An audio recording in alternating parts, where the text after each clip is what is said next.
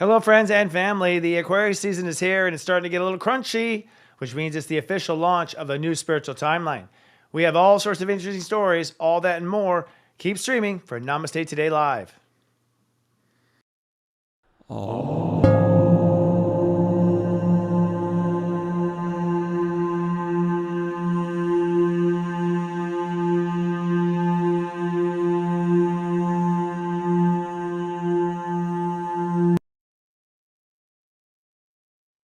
Hello, friends. Welcome to Namaste Today Live. I'm Christopher Witecki, the sensei to SeriousX.com, here at your spiritual service. We are now streaming live on every platform that we're on, everything from LinkedIn to YouTube to even X.com. And if you're in our super chat, say hi to everyone, will you? Tell us your astrology sign and where you're chatting from.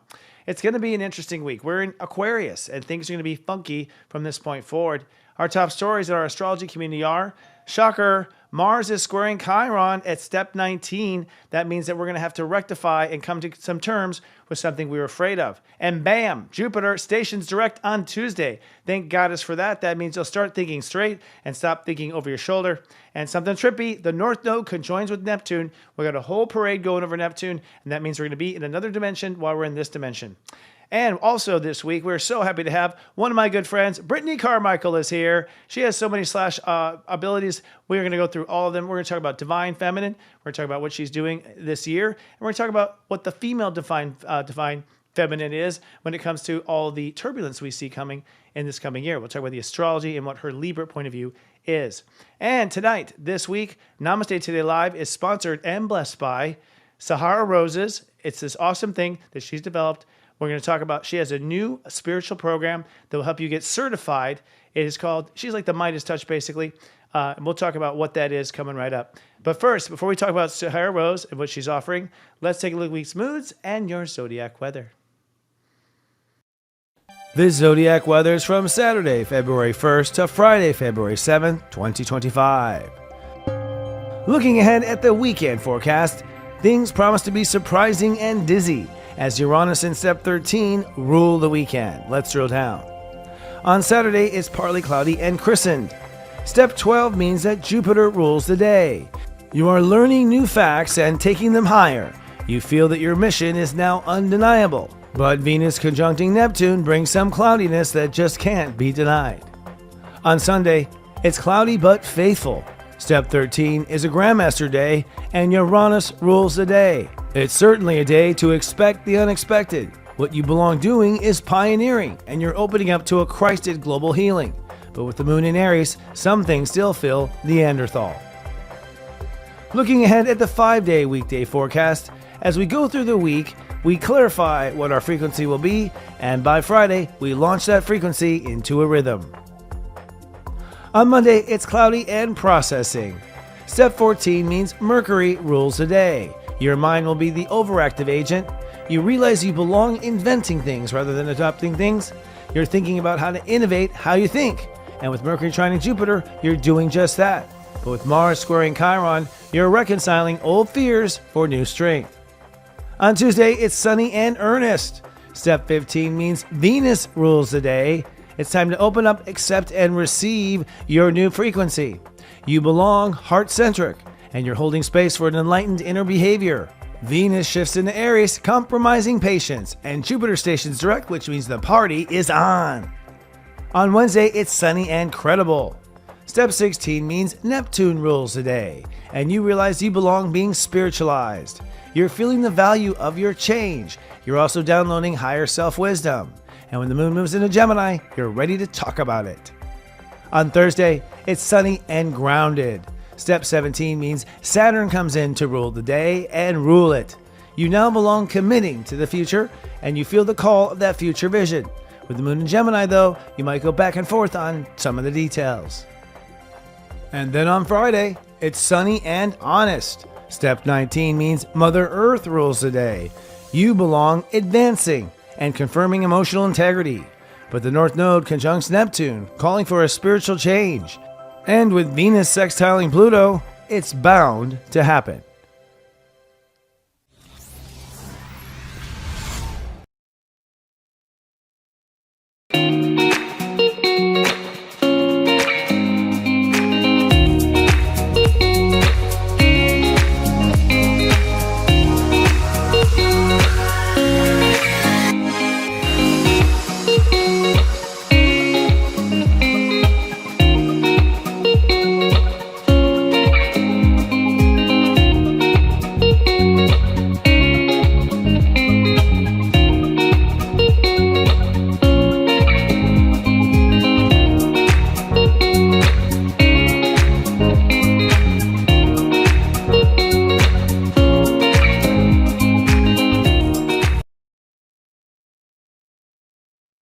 That beautiful montage you just saw is actually my good friend, Sahara Rose. I've had the pleasure of being and working with her for a while now. She's the real deal when it comes to spirituality. And she's come up with a new thing that I think will really improve the Lightworker industry because she's setting standards like a quadruple. I mean, she got so many planets in Capricorn, it's not even funny. It's called the Higher Self Institute. It's a life coaching certification program. And if you've been searching for a way to combine your spiritual gifts with your career, then Sahara Rose, who I have had the pleasure, like I said, of interviewing on Namaste Today, and Dr. Nita Bhushan of the Higher Self Institute are beyond excited to introduce their new spiritual life coach certification. It's not just another certification, by the way, y'all. It's a transformative journey that will equip you with everything you need to become a beacon of light for those who seek deeper connection and fulfillment. With their proprietary Highest Self method, you'll learn powerful techniques unlike you've ever learned before that integrate mind, body, and spirit. From Ayurveda to ancestral healing to divination to intuitive channeling, as well as astrological insight, probably from yours truly as one of their guest teachers. This is the deepest spiritual life coach certification on the market. And the first ever cohort kicks off February 6th. And spaces are limited, but if you're waiting for the next step in your spiritual path, then the honors is mine. Join the Divine Feminine, Intuition, and Soul. This is for you. And I really think that a lot of our viewers are always looking for a formal way to get into the business. I think this is it. If you sign up by Monday, February 23rd, you will get a discount if you enter Serious Joy at the checkout, all right? Something special for us. So give it a try. Go look at it. We have our website up here, and I can personally vouch for Sahara and everything she's done. It's like, it is really top of the list stuff. In fact, actually, I was looking at podcasts and reviews, and she's still at the top 5 percentile of spiritual podcasts. She's just rocking it. You should see her chart. She's got like 10 planets in the second house in Capricorn. So she knows what she's doing, and I think it's going to be great. I can't wait to actually share my gifts with her team. It's going to be wonderful. All right, thanks, Sahara, for sharing with us. We appreciate the blessing. With that, I think it's time to talk about this wonky Aquarius, and it's your planets and your daily transits.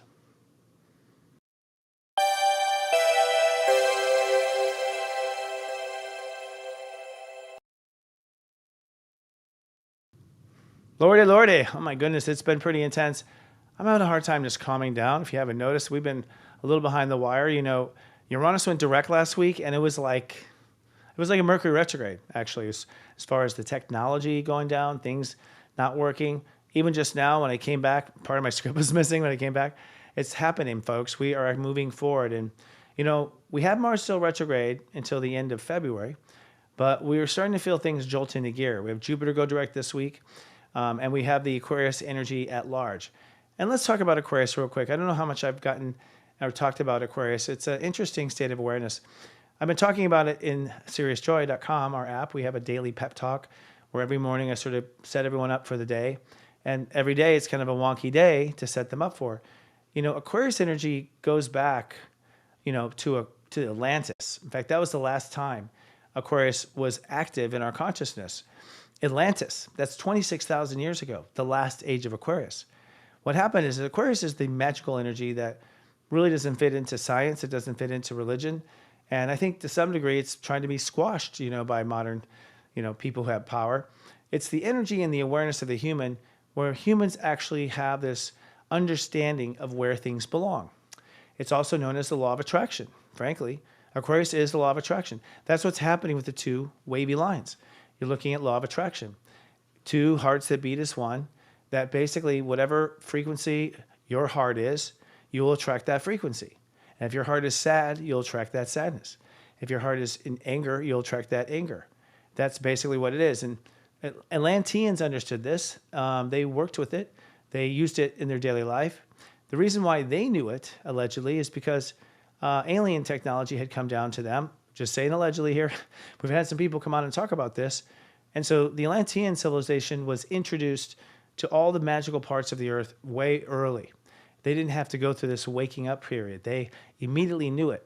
And they used it in their technology. They used waveform. They used light. They used sound to heal. And this is all forms and aspects of Aquarius energy, that there's this vibration underneath everything in life. It's the rhythm of life, basically. Your cells are vibrating, you know, your heart is vibrating, everything is vibrating, solid objects, rocks. So understanding that vibration is sort of a signature in space-time because everything has a place in space-time.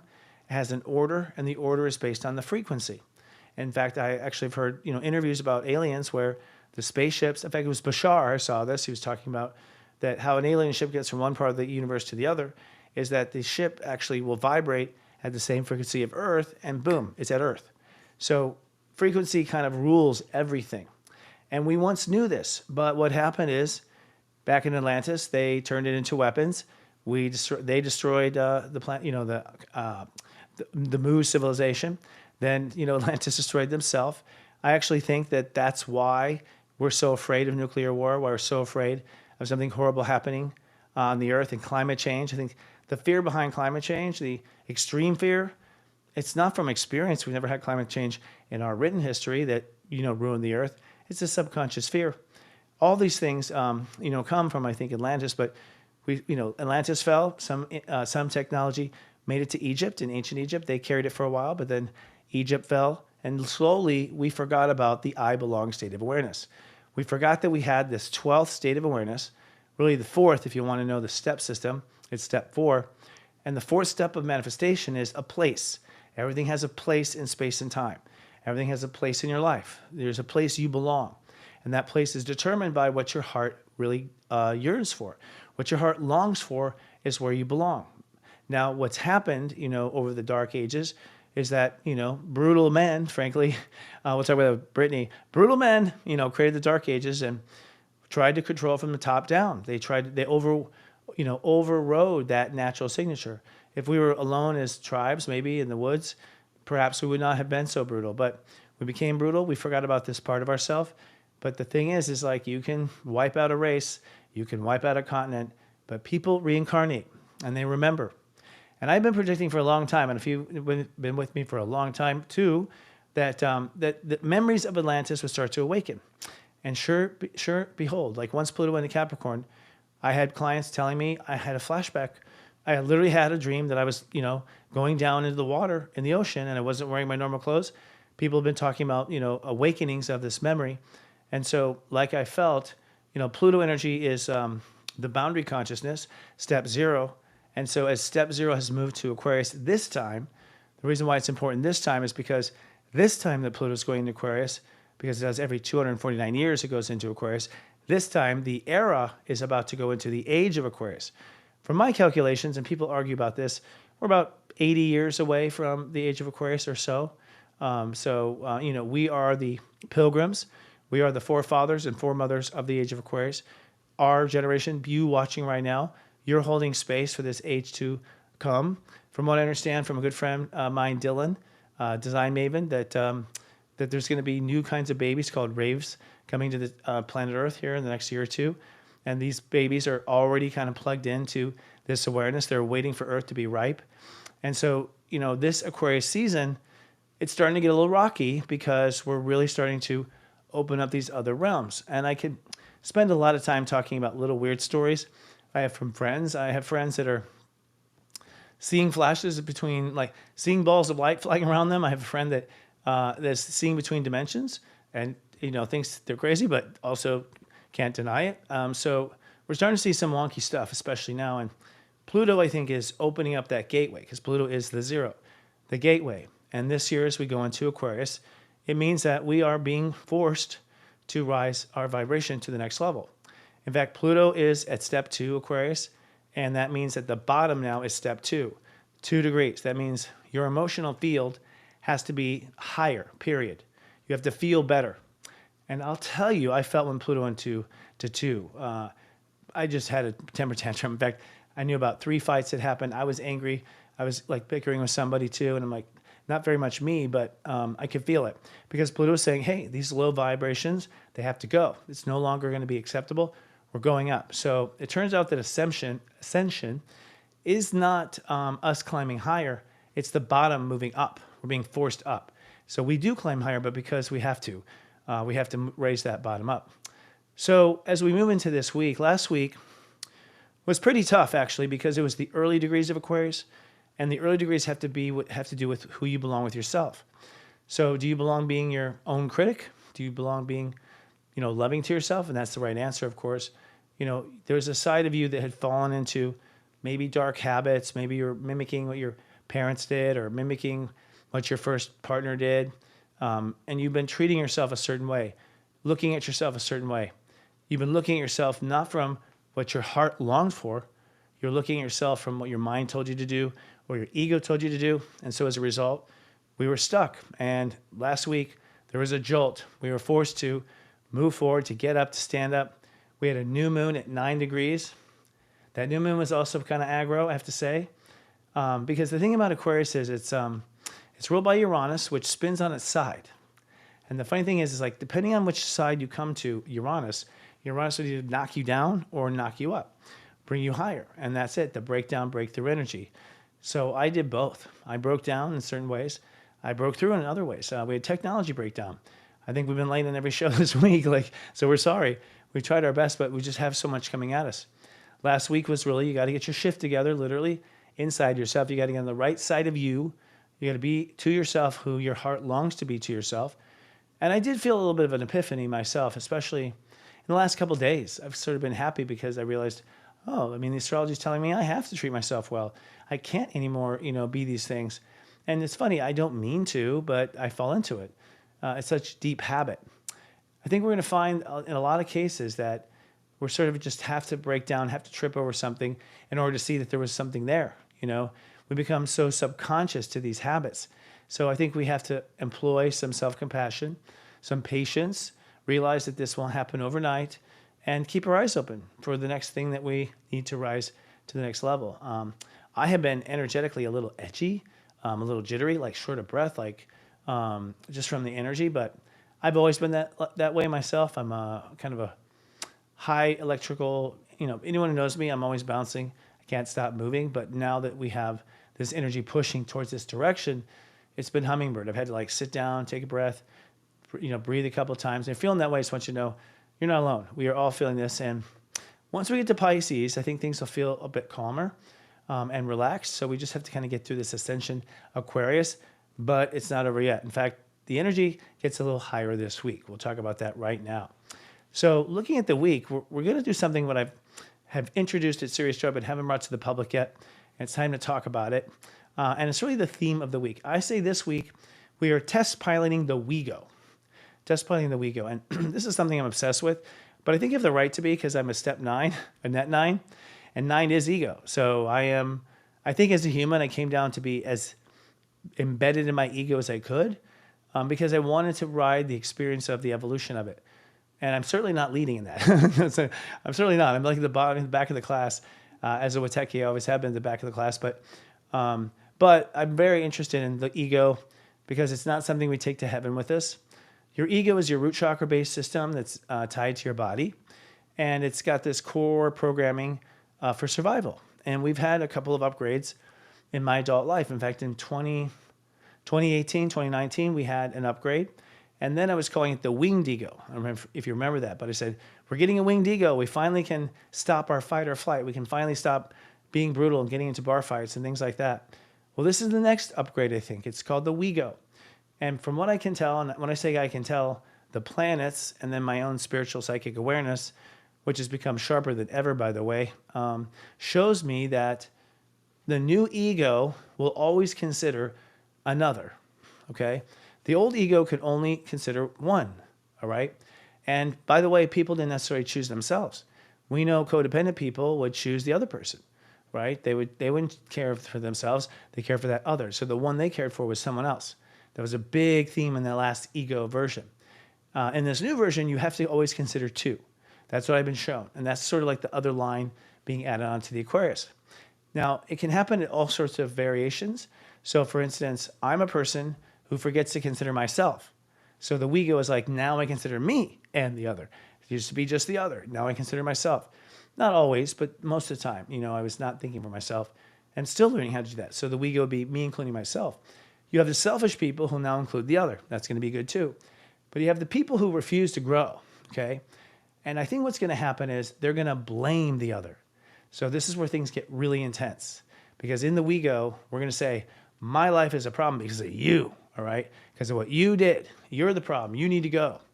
And because we're so connected to this other idea, this duality, instead of the singularity, which is what the Age of Aries was, I, me, this is now we. The WeGo. We don't get along or we get along. Now, I feel for most of us, it's going to be moving towards that path of getting along and finding out how to come together. I talked about this in some other lecture, that I don't think it's going to be this overnight thing where we just become all kumbaya and, dance around the fire. I kind of feel like it's going to happen like spots, like certain people get together in this spot, and sort of like tribes, little tiny tribes, and then tribes will merge with tribes, and it'll be a slow process because it'll be with what we're most comfortable with. But then there'll also be people who are blaming the other, who are trying to keep the old dark energy going, trying to keep the fight going, and they will, push away, create conflict. I don't feel that they will win, if you want to call it winning and losing. I really don't think of it as a war, although some of my colleagues think it's a war. I kind of think it's a race. We're kind of racing to see who can get there first and who can convince the world that they have the right path. So this week, getting back to that idea, this is the week where I think we test pilot the WeGo, which means that you're going to be sort of always considering someone else this week. You can't help it. You just won't help it. It's, you're not falling in love. You're becoming friends. You're becoming not codependent. I mean, this is the beginning of oneness consciousness. And oneness consciousness begins with two-ness, I believe. So test piloting the WeGo is the first thing. The subplot of the week is we are uploading new thoughtware, all right? And that's one of my best words I've ever come up with, is thoughtware. And thoughtware is our mental programming. We've all been programmed. We all programmed ourselves. I've been telling everyone at Serious Joy, you can't trust your mind. It's running the old thoughtware. It's running thoughtware based on I, or struggle, or trauma. But we've been working on the beta version, and so you're going to start to see a new thoughtware be launched in your head, a new way of thinking, a new way of communicating. And that is kind of epitomized by the fact that we have a Kazimi that happens at the end of this week, on Sunday at the end of this week. We'll talk about it when I come back next Friday, but we have this new thoughtware. But it means that you're going to think differently. And what adds to that thinking also is Jupiter direct. Jupiter is actually what's reprogramming our thoughtware. And Jupiter now is going to go direct and finish up its reprogramming. And that means learning and beta testing what we have so far. So, think twice, think three times, think four times, okay? Before you, go out there and do it, because your mind in this new thoughtware, it's green, it doesn't really know. The question of the week is, how do I create love in a bull market?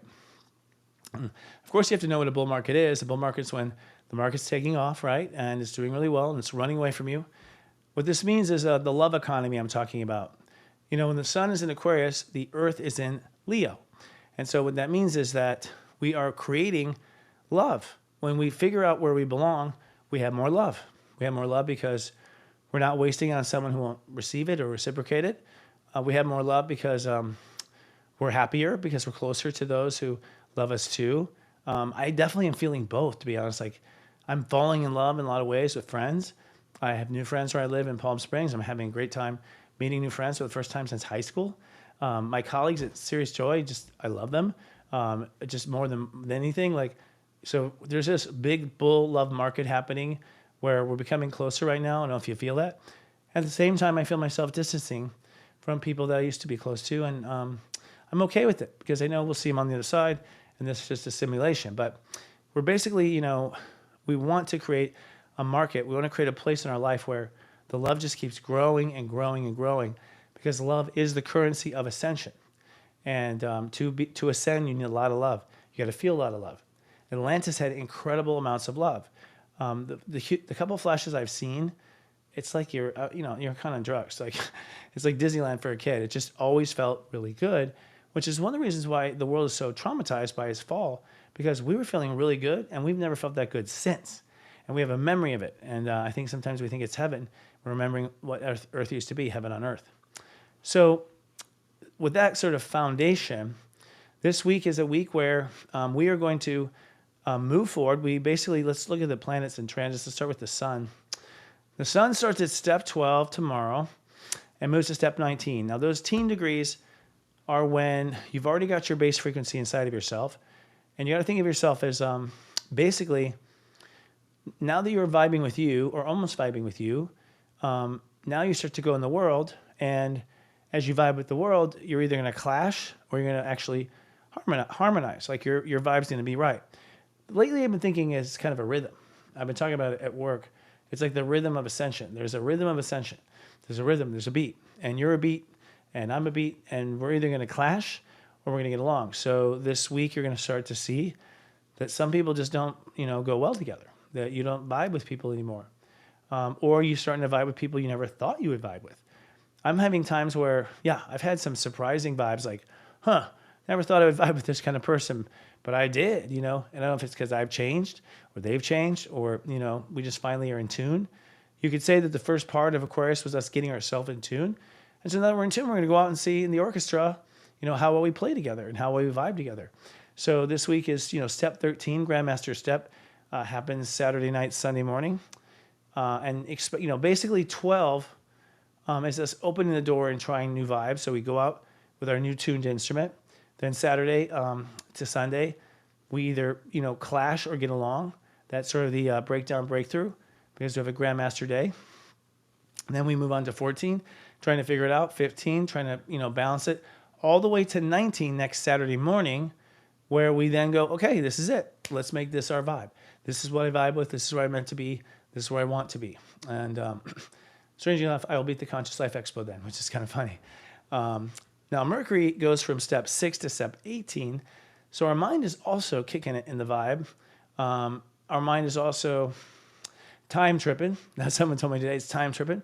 So I have been time tripping in a big way where I've had a lot of weird things or just weird moments, actually, where I thought it was somewhere else.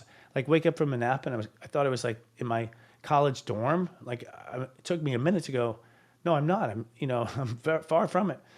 So things like that, I just want to let you know it's happening. And that's, I think, Mercury now that's in the playground of Aquarius. And Pluto, like I mentioned, is at step 2. So you can't allow your feelings to ruin the vibe, basically. Pluto's saying you cannot allow your feelings to ruin the vibe. You can't dwell on these old feelings. You can't harbor it. You can't demand attention, fake tears, all these things we've done to ourselves. You've had plenty of time to heal yourself. Get over it to some degree. You've got to get over it. You've got to learn how to emotionally cope. I mean, people need to cope. And there's skills you can learn. We teach them at Serious Joy, basic skills. But, 2 is age 2, the terrible 2s. And so basically Pluto's saying, no more terrible 2s. No more terrible 2s. No more people acting like this. You've got to take care of your feelings. You have to, or else. And Pluto means it, or else. It's a interesting energy. In fact, I was talking to a friend today, and we're talking about how Pluto and Capricorn is so different than Pluto and Aquarius. It's totally different. Like Pluto and Aquarius, and I feel, my theory is like, I think Pluto is alive, and I think Aquarius is alive. I mean, everything has awareness, and I think Pluto and Capricorn hated each other. I really do. I think Pluto and Aquarius, they really dig each other. I think they're good friends or something. Maybe because Aquarius is so cool. Maybe because Capricorn's tried to control Pluto, and Pluto's like, oh, no, you don't. But whatever it was, it's such a distinct difference in the energy I found. So pretty interesting there. Now, stirring the pot of emotion is Mars. Mars is retrograde, which means that our ego isn't quite online. It's misfiring. It's making mistakes. It's tripping on things. I keep dropping things. Dropping my coffee, dropping objects, dropping my phone. I'm blaming Mars retrograde. I've never been so clumsy as I have recently with Mars retrograde. Mars goes from 20 to 18. So what this means is that we're learning how to respond to our feelings differently. And the way we usually respond to our feelings is we get pissed off and we blame the world, right? It's your fault. It's their fault. You're the reason for this. If this person wasn't president, if this wasn't happening, then it wouldn't happen. That's the ego again. And that is the winged ego, actually, blaming others. And so this is where, technically, where do I get the idea that we're going to test drive the WeGo? It's Mars going to 18. 18 is the Grandmaster step of Mars. So when we get to 18 at the end of the week, we actually load the WeGo in. We go, you know what? This way of operating of just me, survival of the fittest, these kind of ideas, not working. It's not working. We tried it for how long? It's just not working. So I think each individual realize that their ego's approach to something is not working. I think people are going to realize, God, I was an asshole. I think people are going to realize that, they just hadn't seen the way I had been acting. There's, sometimes when your ego takes over, you're in a zone. You don't even think about it. It's kind of like in a car accident, just something goes into a zone. And that's part of the ego, like adrenaline fires, and we sort of tune out and find ourselves, waking up after the fact. So we sort of wake up with our ego, and our ego starts to really look at our daily life and the stress in our daily life and how we feel in daily life. So your ego might get irritated at somebody or something and just be like, I'm over it. Can't do it anymore. But you have to realize that the new ego, the WeGo, has to consider the other. So the new WeGo says, okay, yes, I'm pissed at this person, but I also know it's my own Neanderthal that's the problem. And I know that I have to nurture myself first. And at least say to yourself, I'm not going to go talk to that person until I am calm myself, until I brought myself back to a calm. And that's what I've been having with Mars and Cancer, like, having to calm myself down too. But I'm like net 9 all over the place. So this, be careful of storms, I would say, this week with Mars. Now, Gemini, Jupiter is direct. Jump in Gemini. Jupiter's at 11 degrees, step 11, the entire Aquarius season. The entire Aquarius season, it's at 11. And it went direct it goes direct this week on the 4th, and then stays at 11 till Pisces. Amazing. 11 is the tuning fork, literally the tuning fork. When you love yourself, you attract something that's equal in love, in life. And so Jupiter's forcing our mind to reboot. You could say that, this is us defragging the hard drive and preparing for our new thoughtware. So we're sort of getting rid of the corruption on our hard drive and learning how to think straight, literally. But it means that the mind must consider the heart and then consider the heart. So, I think an evolved mind listens to the heart on the inside and listens to the heart on the outside. And what that means is you consult your heart before you do it. Like, I think I'm going to do this. What's your heart say? Well, I don't know. Well, then you shouldn't do it in the new world. If you don't know what your heart wants, stop and load that program. So looking at the emotions this week, the moon, right now the moon will be kind of hard. The moon's in Pisces, so right now we're sort of feeling kind of groovy, to quote Simon and Garfunkel. We're, riding the tides of our deep subconscious with the moon in Pisces. Then the moon goes into Aries on Saturday, and that's when things will get a little shifty, okay, crispy, if you will. The moon in Aries and the sun in Aquarius is kind of possibilities for a lot of tension, drawing in accidents. Be careful physically. If you're repressing anger, you're repressing anything, you can easily act out. And you could act out by creating an accident, making a reason to pay attention to yourself. So if people who aren't paying attention, you will get smacked upside the head, most likely, somehow, enough to just get you to wake up, but not likely meant to hurt you. And that's Saturday night and Sunday. Especially what's crazy about that is we have the step 13 energy at the same time. I think I forgot my glass of water. Oh my God, that's funny. I went to get it and I left it back there. I'm telling you, my Mercury's all spaced. So when it hits step 13 over the weekend, of course, the moon's in Aries, so it's going to make things a bit more electric. But then things chill out and goes into Taurus on Monday. So Monday, Tuesday, and into early Wednesday, we're sort of grounding ourselves, getting lots of food, life's pleasures. That's how Taurus is ground.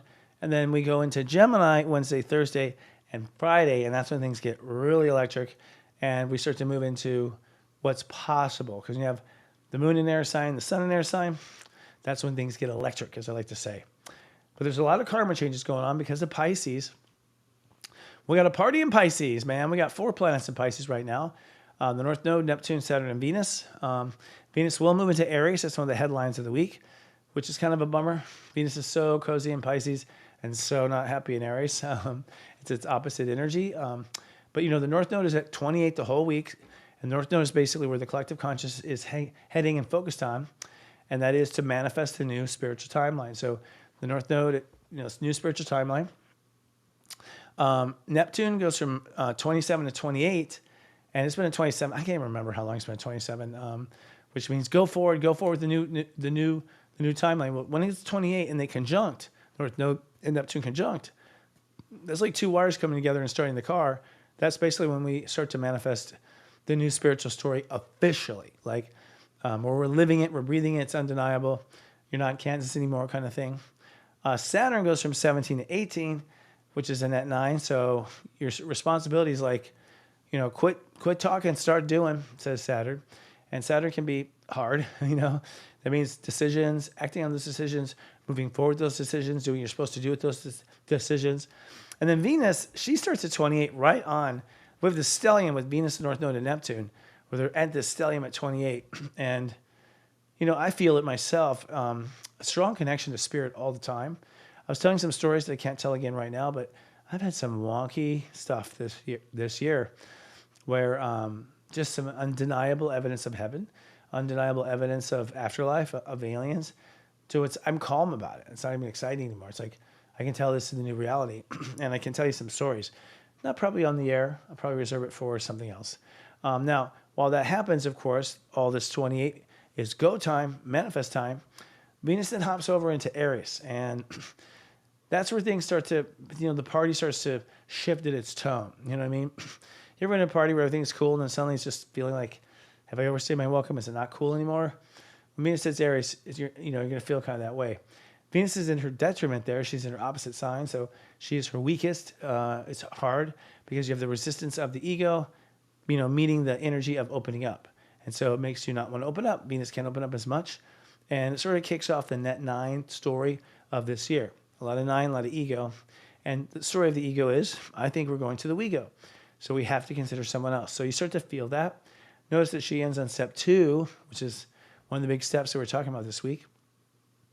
But then in Virgo, we have this south node, of course, at 28 degrees. And I want to underscore this for people that, the things are going to fall apart.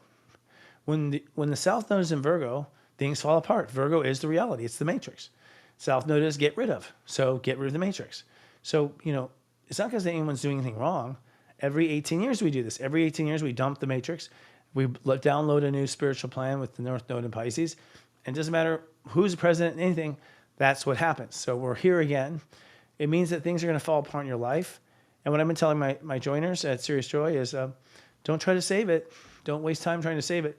Don't waste time trying to save something that just seems to be collapsing. It's meant to. And actually, we're being given a favor for the South Node to be in Virgo and just take it down for us. Because I don't like, I don't like breaking things down. I don't like taking things to the garbage dump. And the South Node is going to do it. So 28 would mean perhaps financial issues. You might have revenue streams start to fall away. You might have business opportunities or investments go south. But you're being protected in the big picture. It's a good thing. I'm learning how to drink through the show early now. Okay, let's move on to Taurus. Yay! Uranus is direct. Now, part of the electric is that the Uranus is direct.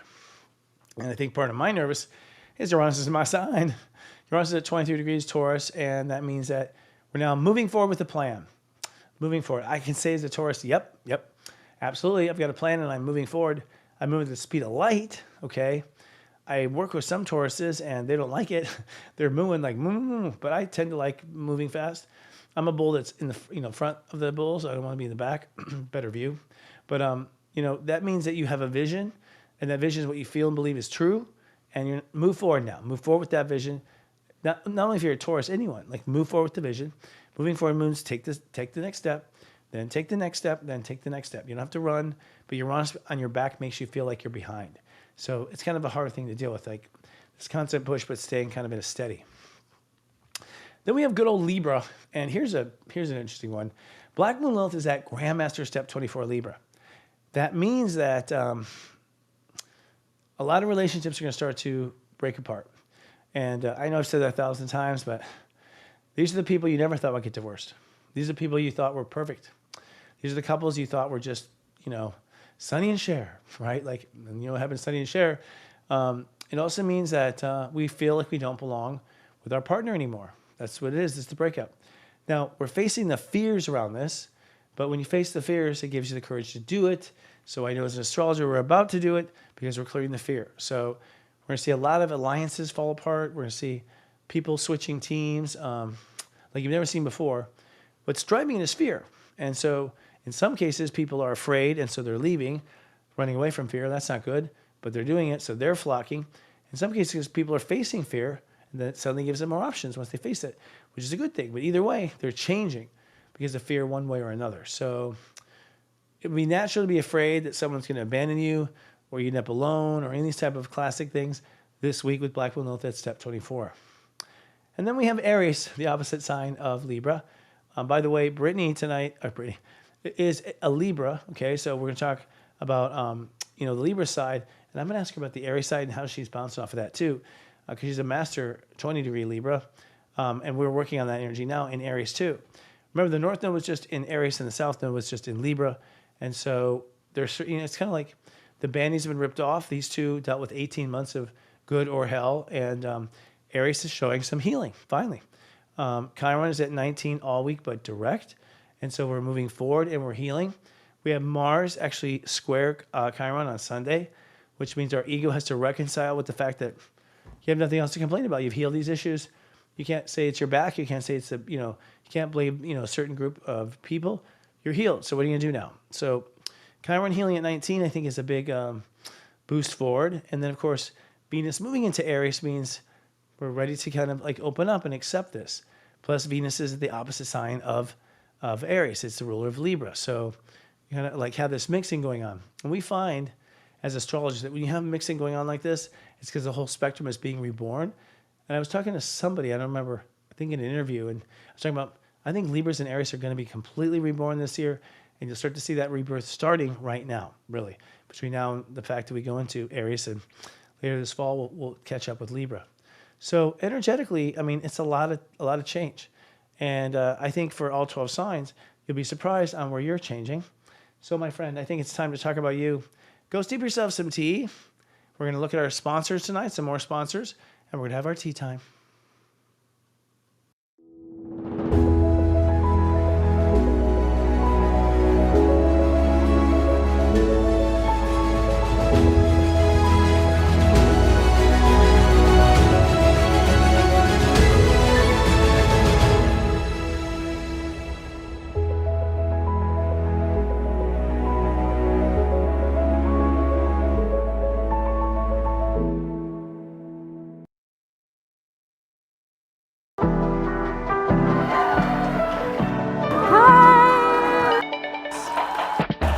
I believe we need to come together once a year.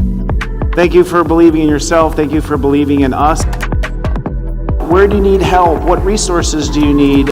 You are much closer to making your dent in social media than you think. You're that leader.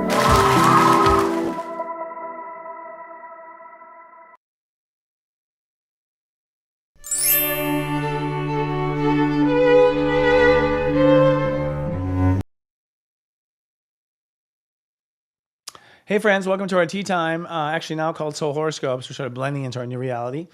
And Brittney Carmichael was there. Did you see that? And I was there. We're excited. We have Unite the Light 2. It's going to happen this year in Nashville, Tennessee. We got a lot of cool stuff happening. The tickets are not up yet, but we're going to start teasing now. We learned from our first trial last year, just how to do things better. It's going to be exciting. We're introducing some cool stuff we didn't have last year, a lot of cool stuff. And the biggest cool thing, which I can't talk about, it's a secret, I'm going to tell you the name, is called Afterglow. Afterglow. And Afterglow is the third hidden day. So there's a third day we're tacking on for those who want to go there, and for those who have to go there. It's going to be a bit more private, definitely more exclusive. And the reason we're doing it is because the one takeaway we got from everyone at Unite the Light, one, was that they wanted more time with each other. Everyone wanted more time. Everyone wanted to hang out more. And we kept it full of information and stuff, but the vibe was high. I mean, and people were high for about 6 weeks afterwards. And then we all crashed in July. It was like, there's literally text that's like, are you feeling sad now? It's like, we rode that high. And I think it's because, I think it was a sample of 5D. I think it was a sample of, where it can go together when you have enough, points of light that are all bright and shiny, which means they're in their heart and they're saying hi and they're saying good morning. It's like that sort of thing. It's amazing. It's really amazing. And I also think we're the future. We're a future industry. I mean, I think, look at TikTok and how popular astrology is. I mean, I know TikTok's going away or something, but still, it's like you can see the younger generation believes in this already. I was afraid to talk about it. I'm still afraid sometimes in some people. What I do for a living, I meet some conservative people and I'm like, I'm an astrologer, but things have changed. It's going to be a lot of fun, y'all. And if you saw, we have the 40 Days of Past Lives and Karma at SeriousJoy.com, but it's not at SeriousJoy.com. We are now offering it just as a one-off at SeriousJoy.cloud, SeriousJoy.cloud. We're doing it as a one-off because a lot of people, first of all, don't want to subscribe. There's subscription fear, fine. We moved it to the cloud. We moved it to an independent classroom. And you want to take this, I just want to say, because we're going to have some testimonials coming up in a couple of weeks about what happened. But I channeled this myself. I channeled the program astrologically, but then our team came in, Robbie Hunt, Kristen Ryder, and we added our finesse to it. And I got testimonials at Unite the Light where people are like, I finally understand what my past life is because it's in your chart. It's all in your chart. That's what I discovered. So it's 20 years of me doing readings, putting into a class, having you look at your chart, having you determine it, 6 weeks of journaling which sounds like a lot, but it's fun because it's you, and you're finding out parts of yourself you didn't know, and you're finding all the dark hidden treasures in your chart. And people come out going, okay. I mean, it's funny when people are like, I know I was a witch now. I know I died. I'm positive I died as a witch. It's like, oh, like things like that. It's really funny. But it's because it's just it's so clear in your chart. And the proprietary step system that I've downloaded and we have in our company, it's just so damn accurate. It's so accurate. It just blows you away. So that's at seriesjoy.cloud. And we're doing an introductory price right now. We're going to charge $150 at least for this in the future. But we're going to let this first class in at $49.95, mostly because our guides told us to do that and it felt right. It's giving it away, frankly, at that price, giving it away. But we want to give everyone an opportunity to get it who wouldn't afford it. There's not limited seats, but there's limited tutoring. So you can buy an extra tutoring pack and you can sign up for tutoring. And some people need tutoring because it can be complicated, like looking at your chart, the step number, and decoding it. So if you want tutoring, you got to hop on that because we don't have so many tutoring seats available, unfortunately. Only so many of us to go around. So thank you for indulging me in that. So let's talk about you now. Let's talk about you. This week, shout out to Sarah who's helping me this week. God, I just want to say this. I want to say thank you to the Serious Joy Light Runners. We have over 20 volunteers now. Serious Joy has had a hard time growing because we have to hire people. And we didn't have the money, and not everyone subscribes. Everyone has subscription fear, and it's we have amazing service. I mean, you won't want to stop, but people just got weird after COVID, but we just turned to our community and said we need help, and amazing people have started to help us. Sarah's one of them. We have people who are literally helping us with profit and loss spreadsheets, who are volunteers. So thank you to Light Runners and Sarah for helping us. We're starting to research this and talking as a team. I also think it's time to be more community based. And what we realized, these are the topics I thought were most important for this coming week. One is the Sun and Mercury coming together. Okay, so the Sun and Mercury are going to come together. What's the big deal? What's a Kazimi about anyways? Well, Kazimi is, when Mercury passes from the Sun. But what it really is that the heart and mind come together. How rare is that? How rare is your mind actually on the side of your heart? Rare, right? It happens after, retrograde experience. And so Kazimi is this week, not on Sunday, after this whole week, I'll have another show before then, at 21 degrees Aquarius. 21 is when it starts to get fun. So your heart and mind are coming together. I'm going to talk about where your heart and mind are coming together. And if you're having a hard time with your heart and mind coming together, it's a no-brainer, but I'll spell it out for you. Your mind is wrong. Your mind is wrong, period. Your heart is never wrong. Your heart is never wrong, period. Your heart is who you are. The mind is programmable. You can get brainwashed. That means your mind can be wrong. So we'll talk about where that is for all 12 signs. We'll talk about Mars squaring Chiron. Now, Mars squares Chiron on this Sunday. This is the ego coming to a realization that can't play victim anymore, can't be lazy anymore, can't play the old reindeer games anymore, and you have to reconcile with the fact that you're healing. And so a lot of these games are over; they're not working anymore. We'll talk about Venus in Aries, what it means for you, and how you're going to be in, how you're just going to feel kind of. If Mars retrograde was enough, now Venus goes into Aries, what it means is that we're opening up to the new ego, but Mars is by nature resistant.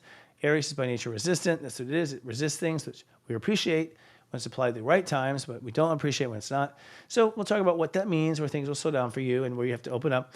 And then lastly, Jupiter direct. We're going to talk about Jupiter and direct and what Jupiter direct means for you. We're going to go forward now with the new thoughtware. We're going to beta test new thoughtware. And it means, stand back and let your mind run. It may or may not be correct, right? At least mine's not. I'm a grandchild there, and I can't even speak anymore. People, I don't know, it's weird. It's been weird with this one. All right, starting with the Aries. Aries, your heart and mind are finally starting to agree about social ambition. So I know your mind is like, you can be anything. You're gonna let them get away with that. I think your Mercury, Mercury really eggs you on. And people's words egg you on, and you're not listening to your heart enough. So I guess you could say, listen to your heart.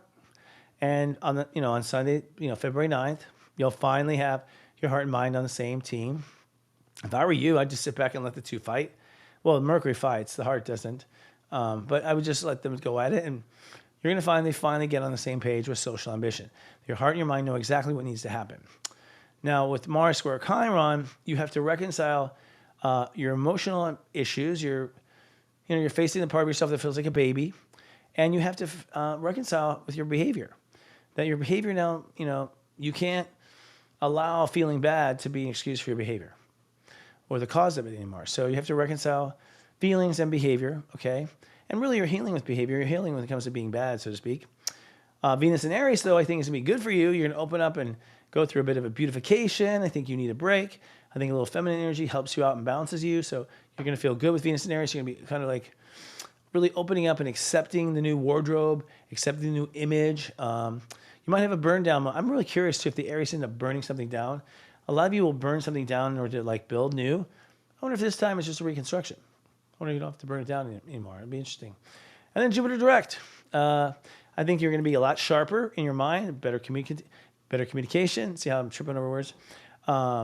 Less, your self-talk is better. Your attitude in your mind's better. And a lot of mind games have dried up.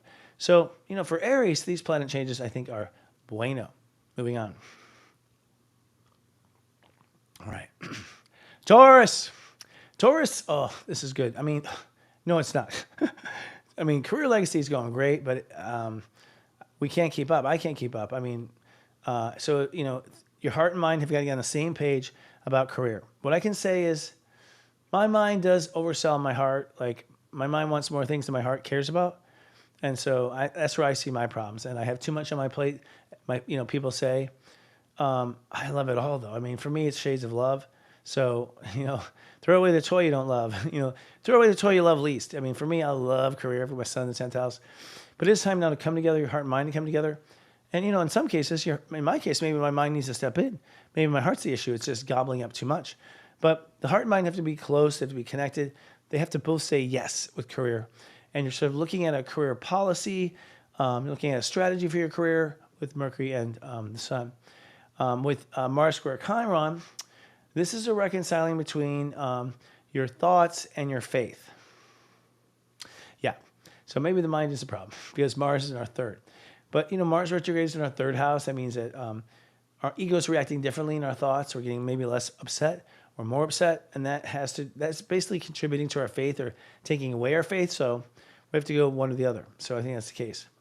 With Venus in Aries, it means that we're going to open up now to a greater faith also. We're going to open up now to having feeling better, feeling stronger on the inside, puddles drying up, boogeyman gone. So we start to open up, relax, and begin to feel that for Taurus. Taurus is our Aries in this 12th house. And Jupiter direct means time to make some money. And we are. It's time. I mean, I think with Jupiter retrograde, I've spent a lot of money. And now it's time to make a lot of money and go forward with money and redefine how we make money and create new vibration, high vibration products and services. So, the bulls will be out making high vibration milk and, and meats and that sort of thing. All right, moving on. So I don't even know what that is. Gemini. Gemini, you are coming together when it comes to life purpose and mastery. And, my son's a Gemini, so I'm thinking about what he tells me all the time. I don't know, Dad. I don't know. When you are with Aquarius, the way you think, the way you believe, and here's the thing. Geminis are way out of the loop. Like, your beliefs are not going to be the same, at all, every year. You're going to be like, whoa, blown out. Gemini's mind's going to get blown every year for the next 18 years. And I think it's because you had no clue. We had no clue. Nobody had a clue. But for you, Gemini, it's your master. It's the other side of yourself, the beliefs that complement the thoughts. And so you are going to now, your purpose, your mastery, you're going to know what to go for next, okay? I think the best way to manage it is just next. You just have to know what's next. You don't have to know where you're going. Just as long as you know what's next, you'll be fine. Mars square Chiron for you means that, you're emotional about money, and that's holding up a lot of things. But, you got to really consider, like, where you want to be in the world, too. Forget the money. Like, where do you want to be in the world? In some cases, you have to, forget the money for a minute.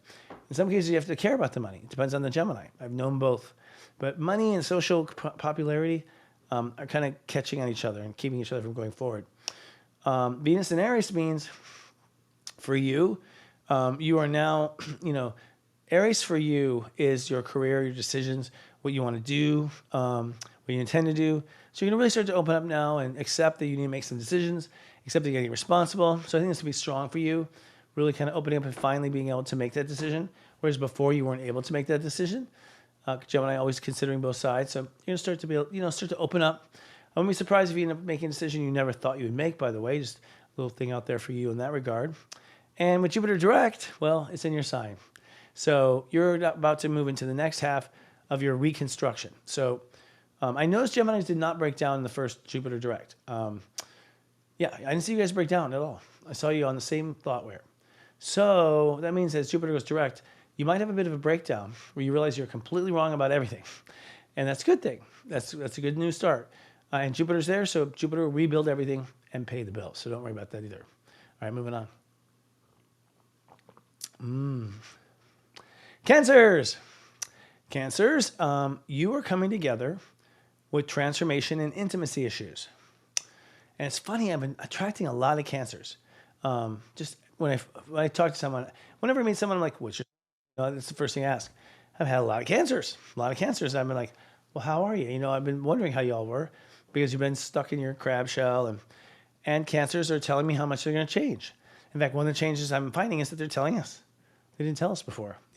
My mom tells me too much, TMI, but otherwise, Cancers sort of play it safe. They don't tell us. So your heart and mind are coming together about what needs to happen, what needs to change, where the boundary is. I think you're, for those Cancers who've held on the longest, I still hear, what I'm hearing from Cancers, they're still talking about that guy, but they're not seeing him, but they're still talking about him. So I'm watching, maybe this is the month. When we talk about Mars squaring Chiron for Cancer, it's a trouble between your career and your behavior. So part of you wants to behave or do this, and part of your career wants to go that way, and they're gonna have to kind of somehow work it out. You got to, go forward in career and behave differently, both. I think that's what the answer is. Now, with Venus in Aries, of course, Cancers, when it comes to Aries energy, they look at it as their beliefs. They're ultimately, it's like where are they heading in life? What do they want to do? What is the purpose? What is the direction? And so you're going to open up and start to begin to consider these things, so like career and legacy and where you want to be and where you don't want to be. And I think Cancer's been sort of putting that off and kind of blaming someone for it. And now you're going to be, okay, I'll put up my resume. Okay. So I think that's what's going to happen. And with Jupiter direct, you're going to have the faith. So, it's not, I'm not blaming you. You hit Jupiter in your 12th. So you guys have been pulling a lot of stuff out of your closet. You've been seeing a lot of exes. I hear a lot of Cancers talking about the past. That's typical Jupiter in the 12th house transit. But now that Jupiter's direct, you're going to get over it. You're going to let it go. And God, I can't wait, in some cases, for some of you to let that old story go. So you get the energy to do it and the help and support of the universe. All right, moving on to the next one. Need a little drink. Leos. Oh my God, I have a Leo rising. This is so true. I'm getting like a fast-paced lesson on marriage and partnership. So I can vouch. My mind's one way, my heart's the other. I go back and forth, and I've been burned in my heart. So my mind wants to protect me.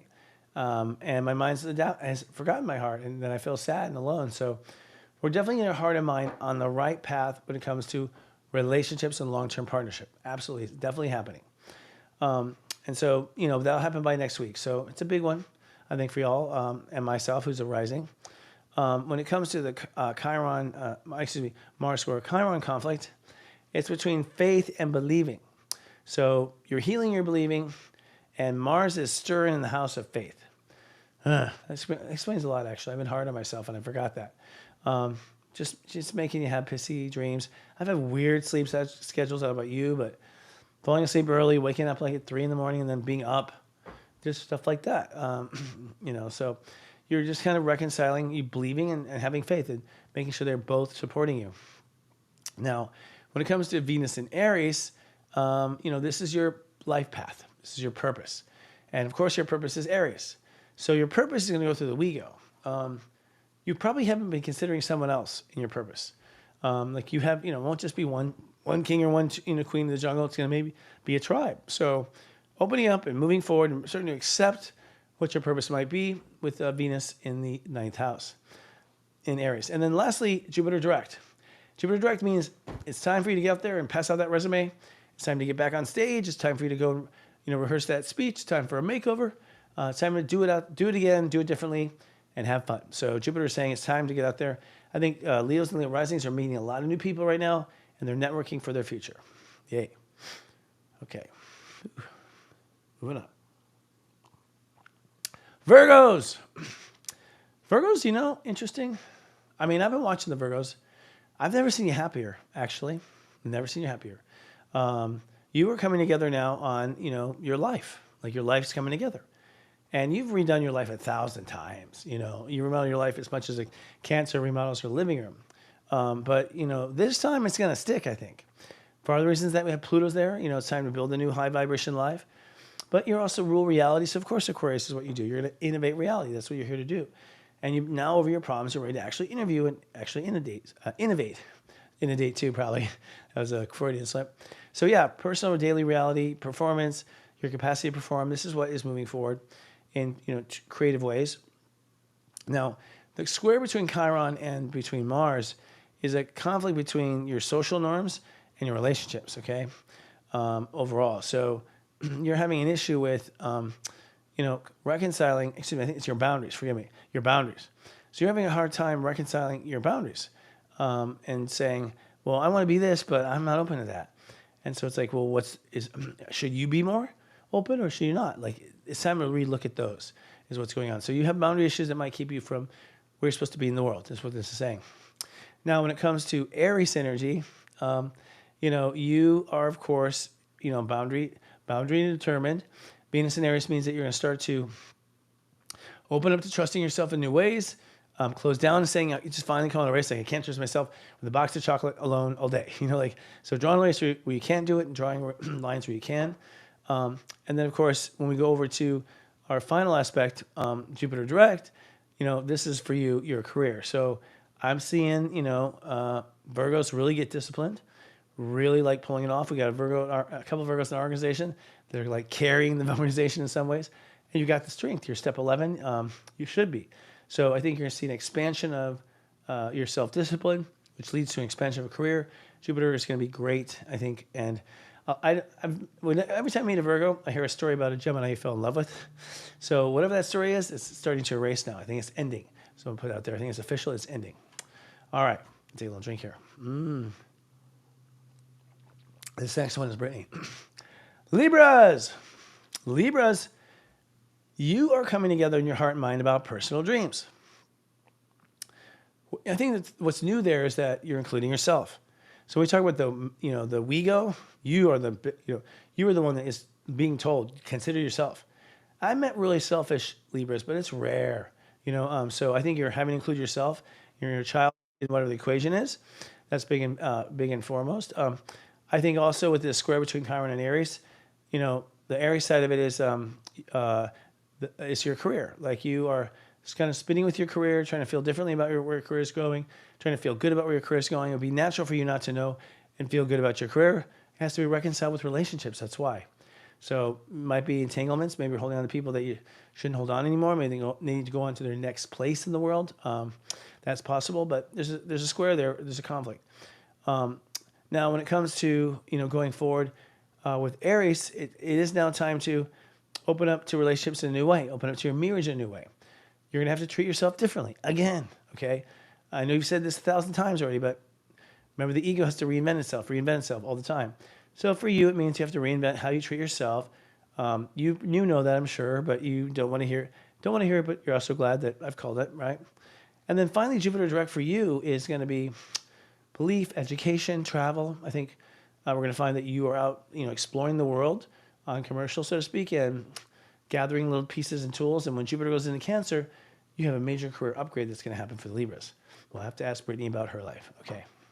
Almost there, folks. Scorpio.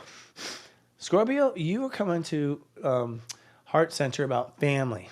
Who's in and who's out? What's my family? What's not my family? And, you know, I have Scorpio in my family. It's like, y'all are so like, this is the way it is, you know, until it's not, you know what I mean? Like, so you are having to deal with emotional issues. They go all the way down to childhood. You're going to kind of come to terms with what those are, kind of put those to rest, maybe put a discipline, you know, approach to yourself to get out of it and heal from it. And that's it. Let's no longer let that be an excuse.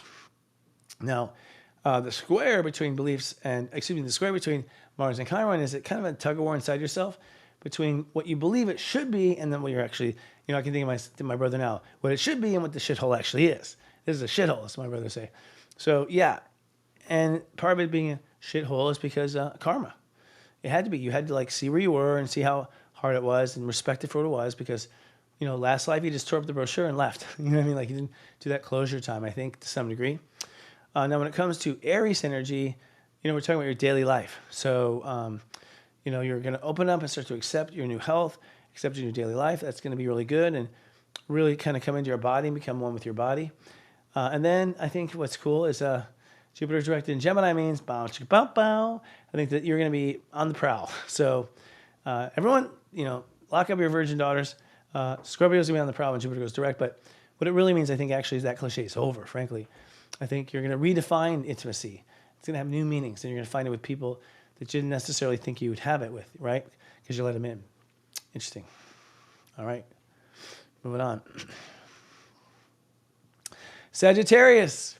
Sagittarius, you are going to come to an agreement between your heart and mind when it comes to your attitude, okay? You're going to adopt a new attitude. That's what I'm predicting. And that's great because you're like the Pied Piper. You will play that attitude until it gets dark. You'll play that song until people throw things at you because they're so tired of hearing it on the dance floor. So you're really just like go forward now with this new awesome attitude. It could be actually an intellectual property, by the way, in a drink. You could come together like an idea for a book or a movie or something like that. Definitely possible. But you're moving forward in that direction. It's going to be exciting, and your mind's going to create something pretty exciting, I believe. Now, the square for you is between boundaries and love. You can no longer be clueless about boundaries, okay? In the sense of, not that you weren't deliberately, but you're just very easygoing. You didn't really notice or care if that happened as long as you go home in the morning. Now you're just like, no, you got to get your shift together when it comes to boundaries and make sure that you are going to be on top of it, right? So I think that's a big part of it. And going forward. And the love creativity is the heart stuff. That's Mars, that's Chiron and Aries. If you're not married, Sag, you're ready. You're ready. You're ready to fall in love anyways because you're healed now with Chiron. And I think that's part of it. It's like, that's a boundary. Like, we should put ourselves back on the market. Why was I resisting? Why was I telling God not yet? So I think there's going to be an upgrade there. Now, looking at the issue of Venus and Aries, I just talked about this, but you really got to open up and really love yourself. I think for you, you gotta accept it. So a lot of people will say, I love myself, but they don't like give themselves a hug and take it to heart. And that's you. You kind of like, I'm too cool for school. I don't have time. Okay, but you go up depleted, and then you don't like how little attention you get, or that you don't get options. And so the magic wears off if you don't love yourself much more. And you want a lot of magic, I know. Now, the final point of this is Jupiter direct. Jupiter direct means relationships are going forward now. Wherever they were on hold, you were learning, but now they're going to go forward. So if you're wondering if you break up with them or wondering if you be with them, you won't wonder much longer after Jupiter's direct. Jupiter already has the answer, but I think Jupiter will release it in due time. All right. Capricorns. Cappies, you are bringing your mind and heart together on abundance. So, I think even just considering what should I invest in, what should I put my money, should I do digital coin? I mean, I see a lot of Capricorns doing alternative medicine. I see them doing, new currencies. I see them not wanting to own the whole thing. They're like saying, I just want this part, I want all of it. So I'm seeing a lot of Capricorn amazing transformation. As a result, Pluto kicking your ass for 15 years. I see it. And so now that you're back out in the market, you're making different choices. And the biggest choice is really, how do you value yourself? How do you value yourself before you go out there, before you get the billboard, before you get the paycheck? How do you value yourself? That's really important, Capricorn, and owning your self-worth and your soul capital from the get-go, and then adding on earthly stuff. Now, the square between Chiron and Aries says you're spinning in relationships. The Mars is, retrograde. You don't know how to respond to them or to you. I think you're going to continue to spin for a while, by the way, but it's going to square off with actually your feelings. Your feelings are the problem. The reason why you get so upset is because you have so much unprocessed baggage. So when she pisses you off, they're reminding you of just how pissed off you are with yourself, how you abandon yourself, you're not happy, that sort of thing. So digging up the basement for the Capricorns, you got to bring those dead bodies out and face whatever childhood was about or wounds or whatever. But you have the tools. You just do it with the movie or whatever, and boom, you have, cut that shift out. Now, Venus in Aries means that as a result, it's time to slowly open up, slowly take in what's possible. Just take it slow because it's in a fast sign. It's opposite of what it's supposed to be. And then, of course, the final intention then is, where is the energy of Jupiter direct? And for you, Jupiter direct is your daily life. So I think Capricorn's going to make a lot of negotiation, sign leases, back out of leases, file bankruptcy in some cases if they want to, but a lot of life going forward, a lot of busy going forward. You're going to be so busy, it's going to be hard to answer the phone. All right. Aquarius, happy birthday, Aquas. Aquariuses, of course, are figuring out who they are. And I don't know if you guys watch LOL with my buddy Scott Cruz, but I'm watching him. It's like, yeah, I'm watching him. He's changing. It's fun to watch as a friend. And, he's just getting calmer with who he is. I was talking to someone about Aquarius not too long ago, and we agreed, like, the Aquas are starting to relax, starting to, like, be comfortable in your own skin. What it means is your behavior is coming into alignment. It means that your character is coming into alignment. You, like, know who you want to be when you grow up. But it also means that you're probably bringing your heart into it. I think Pluto helps you more than you realize. But the Kazimi is really about just knowing who you want to play on TV, so to speak. Now, the square, a little deeper story. The square goes between your thoughts and basically your daily life. So the universe is saying, hey, you gotta realize your mind can ruin the day. You gotta realize your day can ruin your mind. So you gotta find that balance. You gotta reconcile those problems, and don't blame either of them for your problems. When it comes to your Venus and Aries, you gotta open up now and open up your mind and let your mind consider more than one answer, more than one thing. I think that's gonna help a lot. And then lastly, when it comes to creativity, it's time for you to go forward now with love, creativity, and dreams. And so the Aquas are going to fall in love if they're not. I know a lot of Aquas moving forward. I know an Aqua who's nearly engaged. It's like a kind of new thing. If you used to go to a bar and you're like one person after the bar, won't leave, he's Aquarius. Well, usually he, right, hold on to what they don't belong. Not anymore. Not anymore. The first one out the door. So you're opening up to love, creativity, artistry, the positive that's happening. Whoops, that was my computer. Alrighty. And then lastly, Jupiter direct. That love, as I said, I just said it just a second ago, but you have to know Jupiter is luck. So yes, start the project, pitch the idea, try to get the album. Yes. Like with Jupiter direct, yes, take advantage of this. It's once every 12 years. All right. Happy birthday, Aqua. One for you. And then the Pisces.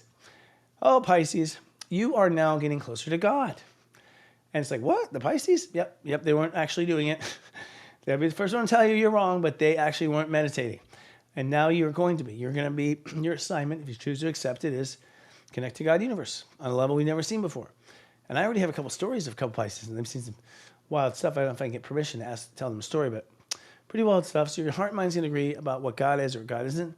And that begins a long journey of actually connecting literally to God consciousness. We don't have the time to talk about it now, but it's going to be powerful. And he'll, heralded by the Pisces. So what this means is, energetically, you've got to have faith and not be in fear. That's like the most simple way of putting it. Like you have no time for fear anymore. It's just going to grow into something beyond control. So you have to stay on the faith, and you have to memorize the vibration of what faith feels like inside of you. So you're going to become sort of vibration addicts, where you're always looking for a certain vibe. Now, the square, a little different story. The square for you, the hard part is your egos may be hurt about not getting what your heart wants, not getting what you want in the past. And so your ego's sort of pouting. And according to astrology, your ego's holding up money. So if you want money, you've got to forgive. You got to let it go. Let him go. Let her go. You'll have 1,000 more creative dreams after that. Let it go. It's just not going to pay the bills. And it doesn't serve you. And we're all changing sets and changing degrees anyway. So you're going to be left behind. You don't want that. So let it go. Okay. And money will improve. Now, when it comes to Venus, it's like at the same time, you got to really open up to what you're worth and what that means. Like, what are you worth to you? When you know what you're worth to you, you'll know what the earth wants to pay.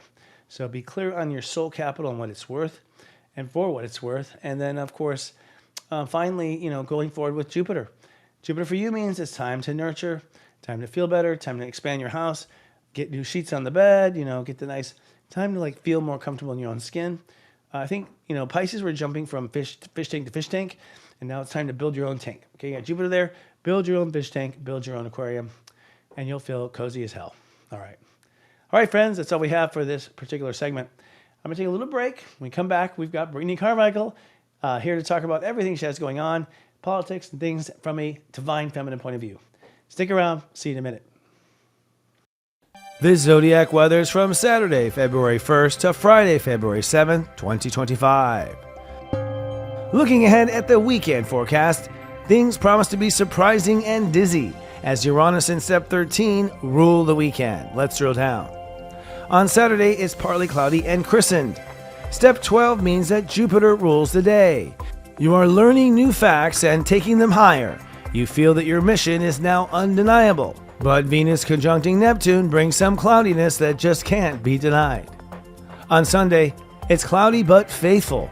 Step 13 is a Grandmaster day, and Uranus rules the day. It's certainly a day to expect the unexpected. What you belong doing is pioneering, and you're opening up to a Christed global healing.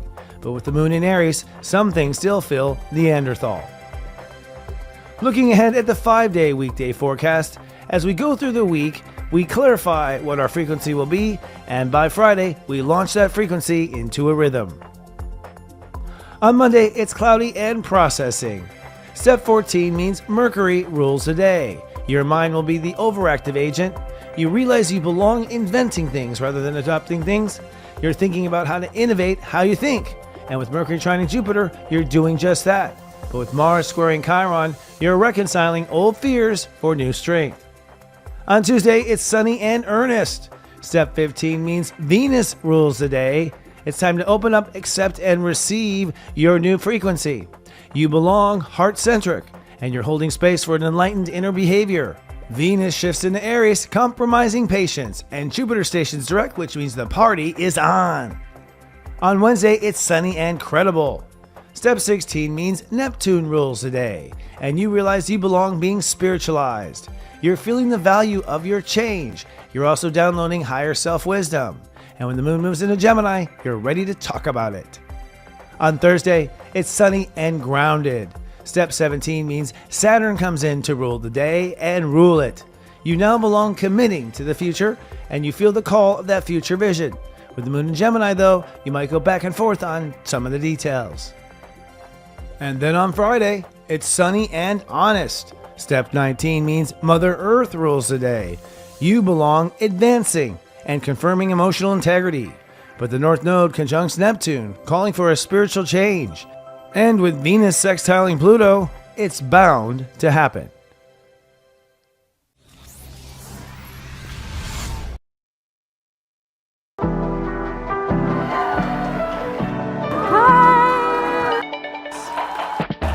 I believe we need to come together once a year. Thank you for believing in yourself. Thank you for believing in us. Where do you need help? What resources do you need? You are much closer to making your dent in social media than you think. You're that leader.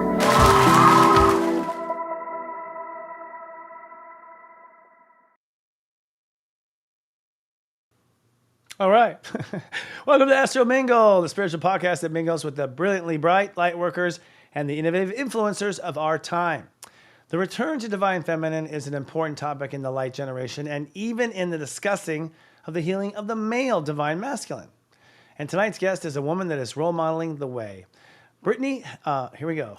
Britney has shared the stage with icons like Martha Stewart and Sam Villa. She's taught thousands of women how to shine from the inside by breaking free of negative beliefs, letting go of limiting labels, and tapping into creative power so they can confidently trust their intuition to live life with intention. Brittney Carmichael is the founder of Shine School, which I love, a self-love program, self-love designed to help women reclaim their power and awaken their authentic self, creator and author of the Shine from the Inside Oracle. And she's also the co-founder of The Elevated Life. Britney is an award-winning, multi-passionate, 7-figure entrepreneur. She puts that out there. I love that. Transformational speaker, trailblazing light worker, and psychic medium. She's a vegan, a salon owner, and empowerment coach for female entrepreneurs. Plus, she's 99% unicorn. And you'll see that in the color in her hair. We'll see what she's wearing tonight. Her mission is to inspire women to create a soul-filled life that's full of purpose and passion and peacefulness and profit. I love this. I'm feeling like she wrote this. Please send waves of love and light to one of my good friends and colleagues. Step 20, Libra, Brittney Carmichael. Yay, getting to the audience. Hi. You are Hello, unicorn. Hi, hello, how are you? everyone. It's Hi. so good to see you. I know it's been forever. I think that was it Unite the Light? We've seen each other before then, haven't we? I don't know. I It don't feel was. like we've seen each other in the flesh since Unite the Light, but getting to watch you rebirth and grow since then has just been like meeting you over and over again. Well, that's cool. Thank you. Yeah. I'm following your unicorn footsteps, I think. Taurus a little bit slower. Libras are more nimble and more quick, and we're a little slower. But it's been great to see you. I mean, you've been on a steady track, actually, since the day I knew you. I mean, you've never missed a beat, or if you're very good at hiding, if that's the case, but you're actually very, very open and honest, so I don't think you are. Yeah. Let's start off with let's start with 2024. Like, what was 2024 for you, and what did you see with your clients? Ooh, 2024 was, let's start.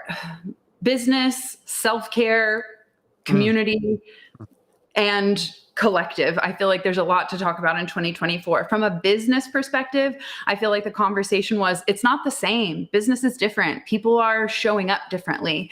I am not saying that it was all bad and not good, because I think there's abundance to be had at all times, but it was an interesting just shift in where people's priorities were. And I think on a business scale, we kind of saw what's important, and do we have a service that is going to stand the test of time? When fear gets brought up to the surface, are we in service to be able to support that? Or are we someone who's just going to get kind of pushed to the side, like that's not important right now? And I'm not saying that our jobs aren't important, but we have to be rethinking the way that we show up and serve as the collective transforms and changes. Like I used to show up and serve and did hair, but Spirit had me show up and start telling them about their grandma that was with them while I was highlighting. So it's like, we have to be open to the evolution of how we're being called to serve. So I think 2024 was a major wake up call in the way that we show up and serve. And then that leads into how we show up and serve ourselves. Would you agree? Well, yes, kind of. I mean, so you're saying it was like COVID implemented, like, because COVID realized, like, we can't, in COVID, you're like, I can't live like this anymore. And everyone kind of had that awakening. And so you're saying in 2024, you saw them actually now moving forward with that idea. And Yeah, absolutely. I think it was just coming to terms with like, I had this awakening, 2020 awakening, right? Hindsight 2020. Yeah. And now we're moving through that integration period, because self-love doesn't happen overnight, right? It's a day-to-day consistent process and choice. So I think that the same is true with how we're showing up and serving. It's not like we're going to wake up and be like, well, I'm a psychic medium and I can help heal you now. Like it takes a lot of confidence and courage to finally relax into the mastery of your gifts as a light worker and as someone who's in service. And I feel like 2024 was a coming home to the realization of like, holy shit, if it's not me, who's going to do it?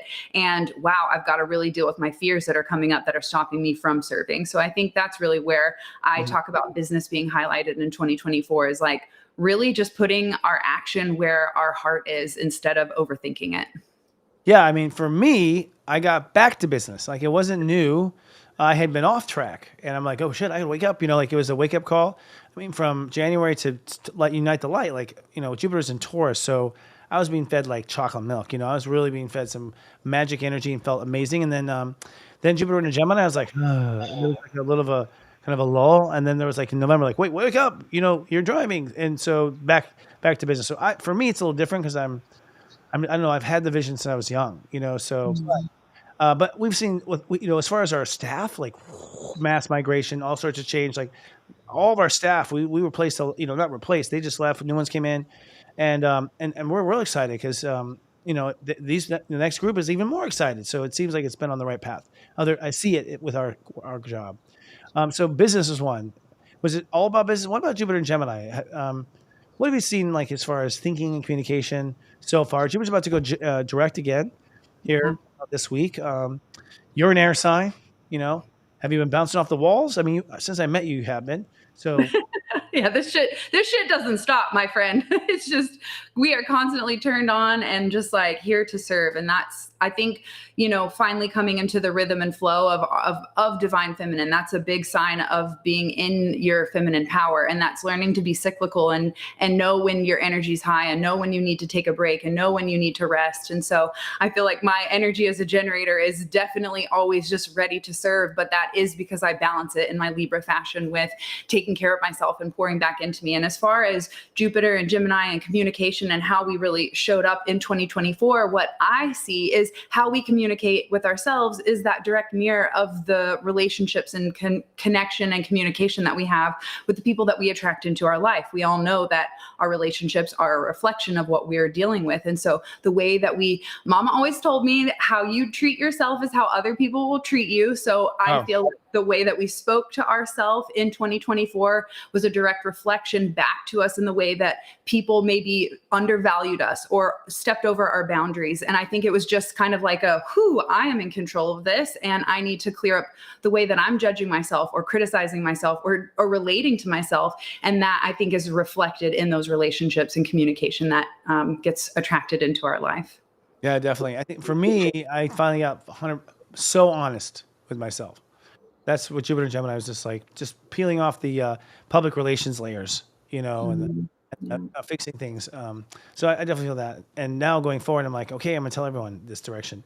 You're bringing up a lot of divine feminine. It's interesting because here's the irony. And I feel you. I know you've been beating this drum, and I think you're right. But like the North Node's been in Aries for 18 months.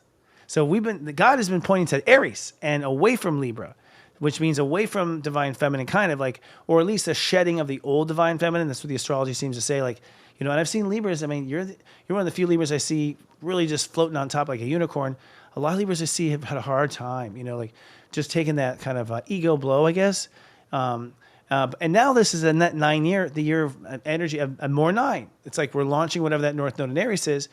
How do you define divine feminine right now as divine power? And how is the masculine push actually bringing out the feminine?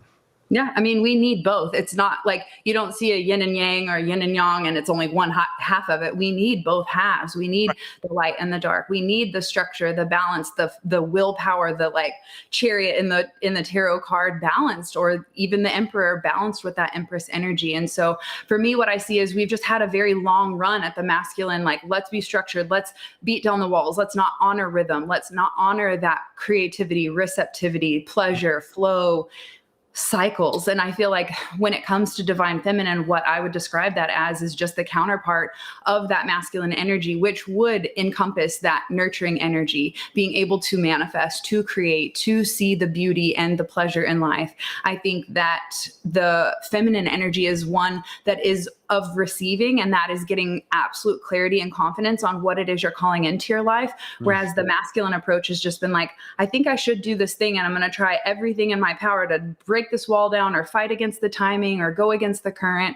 And I think just the rise in that feminine energy is just us learning to slow down a little bit, to know that as long as we are in alignment and we take a break, doesn't mean that we're off our path, doesn't mean that we're not serving. And I think that we've just been conditioned by culture to hustle, hustle, hustle, go, go, go. And we're stepping into the flow, flow, flow. And I'm very excited about that. And which is really funny. While I was sitting here listening to talk through all the signs, I was like, I'm going to pull a card to see what comes up for tonight. And I pulled a card from my Shine from the Inside Oracle, and it is the Embrace Your Inner Divine Goddess. So this is just like the perfect message. It's literally the cover of the entire deck is all about. You're marketing it. Your guys are marketing like so well. That's funny. I mean, I didn't make this shift up at all. I know. Yeah. Literally sitting here. I even text Carrie, one of your new light runners, and was like, look at this. This is crazy. So I just think it's really about coming back into a sense of fulfillment from the heart, not from a place of like, maybe I'll get approval and achievement from the mind. It's interesting. I mean, I'm just reflecting philosophically now, and I've had myself all about myself recently. So I'm now looking at the world interestingly, coming back out of the coma. And it's almost like I think women are taking the male energy on without going too far.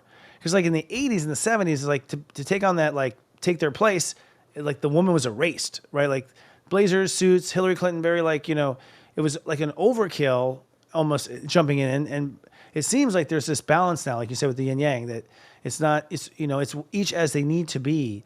I think it's what I'm noticing, or where women will be very feminine, accepting, and then you do the wrong thing, like, well, they're not taking. I'm saying this is what I deal with. We'll draw the line. Maybe it's that we're integrating, to some. Yeah.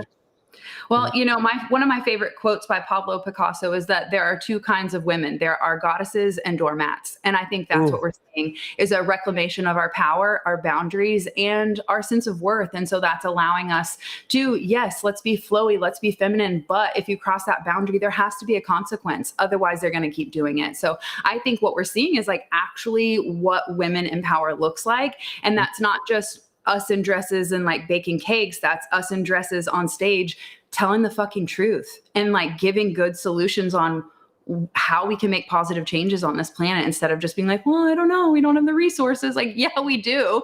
We just need someone who's courageous enough to say, hey, it's not working anymore and we need to do something different. And I think that's exactly what this community represents and why I'm always so passionate about getting to be a part of it, being on Astro Mingle, being at Unite the Light. This community is the light workers, the leaders who are going to make these massive changes and have the courage to stand up and say, you know what, we're doing it wrong and I have a better idea. And I just think that that's where when we have an aligned, masculine, balanced, feminine, holistic being, that's when we can have the courage to stand up in leadership roles and say, you know what, I'm going to claim my seat at the table, but I'm going to do it from a place of love and not from a place of like anger, which I think is where we had to go in the grief stages of healing as a feminine collective. We had to go through the angry part. Like it was unfair. That's what anger represents. So it was unfair the way we were treated. Of course, we're mad and all the things and the pink kitty cat hats. But now I think we're just stepping into a whole new, like, I don't need to fight you anymore because I actually know I've got the power.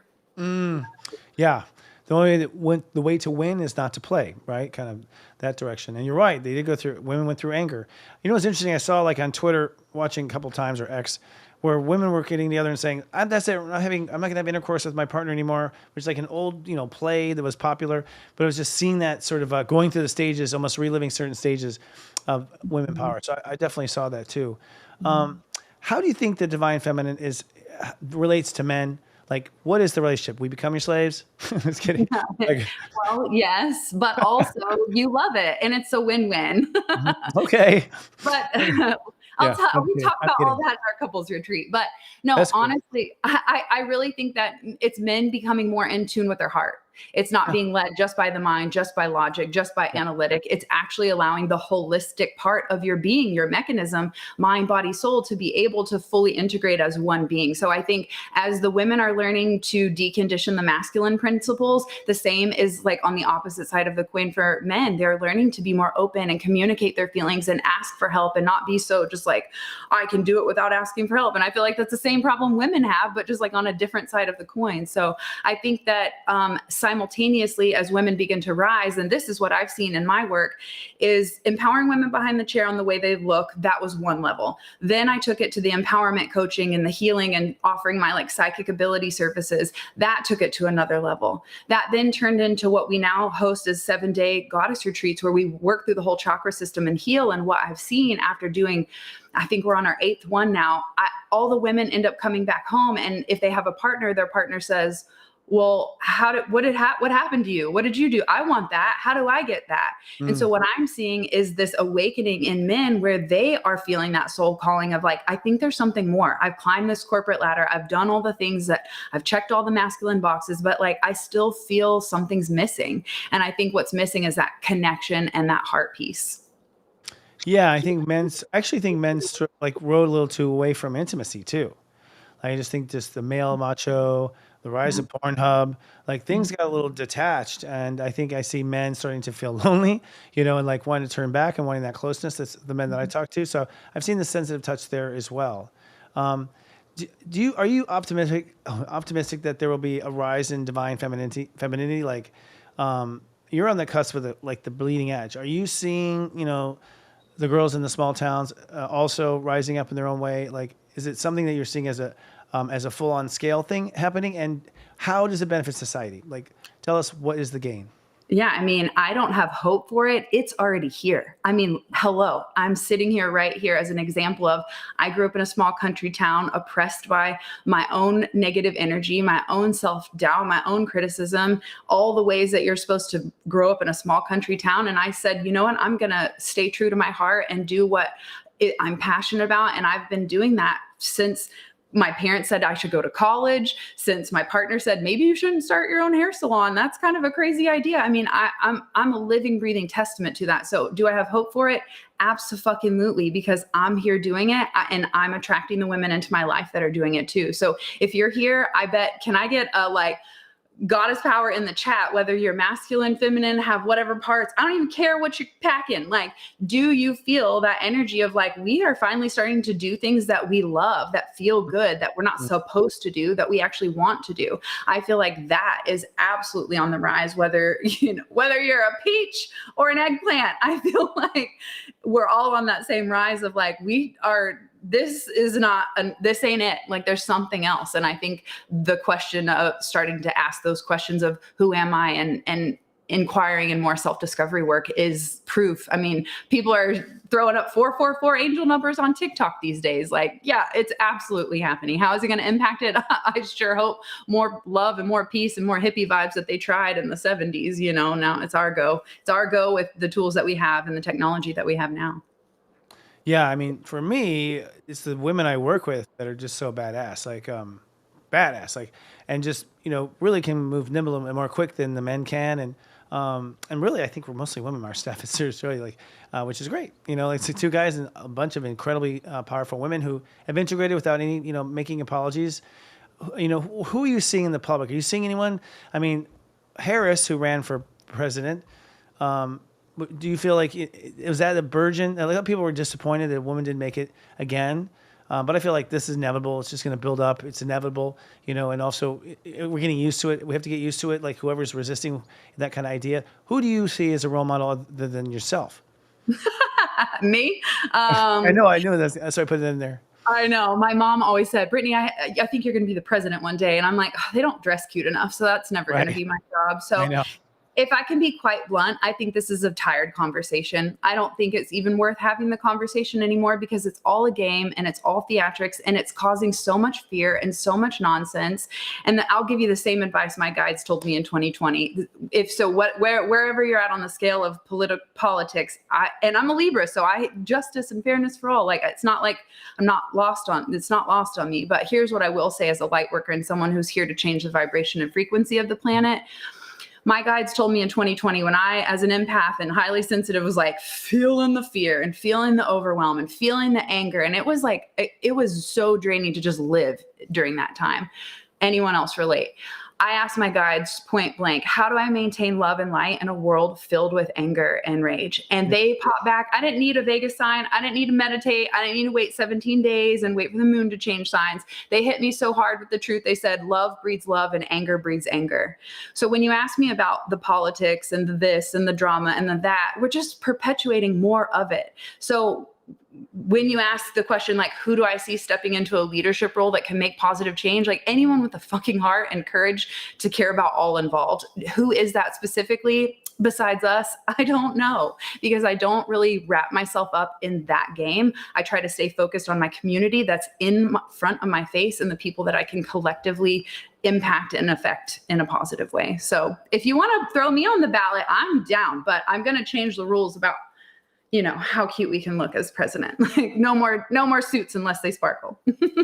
I actually agree. I think that, when the first woman is president, first of all, I feel the light will take that over. I agree with you. I think it is all a game, but I also think that it's a real marker when we see a woman like yourself running. It's like, I think that's going to be a marker in that regard. I'm not putting away the conversation. I'm watching to see, when the shift hits the fan and things change. I don't think it's going to be a rebellion. I think it's going to be a surrender, you know what I mean? Like, kind of thing. And I do feel like, I've always had visions that I've had visions for a long time that there's going to be a new Congress. There's going to be a reboot somehow.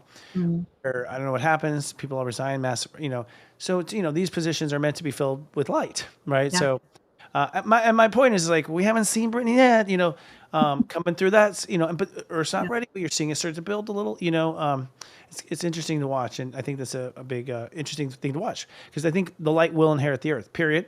And I think that woman will be in a dress or whatever is cool at the time. Like, it's going to be not what she was told to be, and dressed the way she's told to dress. And I think, I always tell people, I think that whoever wins as president for the female, it's like, there's going to be a mom energy there. Like, at the end of the day, there's divine mother and there's divine father. And I feel like, finally a mother is helping us, clean up the White House kind of thing, not in a cliche way, just in what women bring to the table. I'm looking forward to that. We need it. Yeah. Now you're a big proponent of self-love. I've seen self-love exploding suddenly. Like I didn't see it before, I saw you out there. I mean, and people talk to me about self-love, always asking me how, first of all, where's my heart? Like, don't know where it is, their mind is taken over. What is self-love in your opinion? I know it sounds obvious, but people don't know. What do you define it as in your work? Yeah. Self-love is just an accepting of all of you, the dark, the light, the comfortable, the magnificent. I think it's not resisting any bit of you and just coming to a state of acceptance, awareness, and choice to make some changes. So for me, it's not just, getting your hair done, although the hairstylist in me is like, it's a part of it, because when you look good, you do good, you start to feel better. But self-love is a holistic just acceptance of everything that you have experienced in this life in the past. And I think that so many of us push away some of the pain that we experience without having conscious understanding of where it came from. And I can fully understand and relate to that. But I think as we start to have that awareness and start to look within and start to say, I do want to love myself. Well, what barrier have I built up that is blocking the love that was so natural that I was born with? And so I think self-love is having courage to look at your fears and face them, and to say, I am going to not allow the pain of the past to stop me from accepting the love that I deserve in the present. And I think, to me, that's what self-love truly is on a deep level. I agree. I mean, that's certainly a stage, I think we're discovering it as it goes deeper and deeper, at least I am. But I definitely last year, that's one thing about 2024 was like loving the dark, or loving the shadow, or loving the ugly, loving the stuff that you didn't want to think about, loving it is acceptance. I think you said that right there too. I also find that loving yourself is in the response to yourself. Like you're talking about the salon. We don't want to put you out of business. Yes, get a mani and a pedi and go to salon. I feel it's like more inner than it's ever outer. That's the step we're missing. I think we missed it because we never looked at inner. So now we're looking at inner, and it's like, well, what's your mind say when you realize you screwed up? That's the self-love right there. It's hard to find. It's like, because we've never identified it. Why do you think it's difficult for people to love themselves in the first place?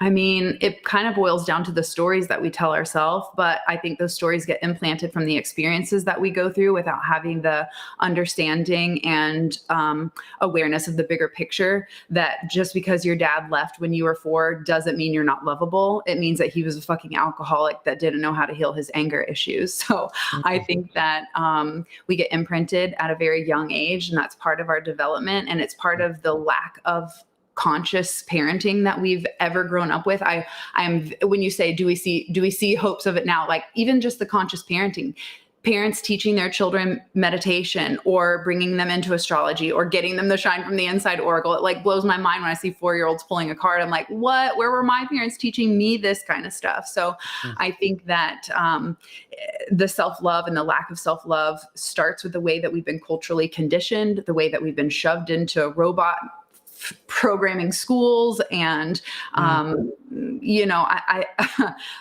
TV, the ads. I mean, it's a lot. There's a lot stacked against us when it comes to self-love. There hasn't been role models saying it's okay to put yourself first, besides the people that work on the airplane that say put the oxygen mask on first. They're the only ones been telling the truth for a long time, Yeah. So I think it's a lot of things that go into why do we not love ourselves. And when you look at, I'm so glad I'm married to a hypnotist, because he's taught me a lot about how the mind works. When you look at all the fears, right? Fear of embarrassment, fear of failure, fear of success, fear of blah, blah, blah, you name it. Like you can give me any fear that you can come up with. Like, well, what is really holding me back? The real truth behind all of those fears is only one underlying fear.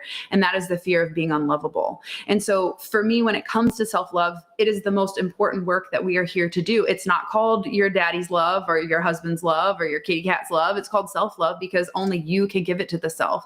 And when you come home to you and start to recognize your power, your magic, your lessons that you've learned, your unique path on how you got here, and how you can co-create. I think it is the most important work that we have come here to do. So when people ask, like, what is my purpose? What am I here to do? Like, is it supposed to sing? Am I supposed to work with animals? Am I supposed to do this? Like, all of that is a byproduct of what happens when you start to love yourself. When I started to love myself, the things in my external world started changing. And I had no idea that I'd be standing on stage at Unite the Light teaching about how I went from six-figure hairstylist to freaking psychic medium. Like, I would have never guessed that at the beginning of this. Like, I'm going to stop hating myself. I just wish I could wake up today and not like be mean to myself when on the inside. Would have never guessed. And so I think when we put self-love as the priority and the focus of our mission and our work here, then all of the other stuff will start to fall in line.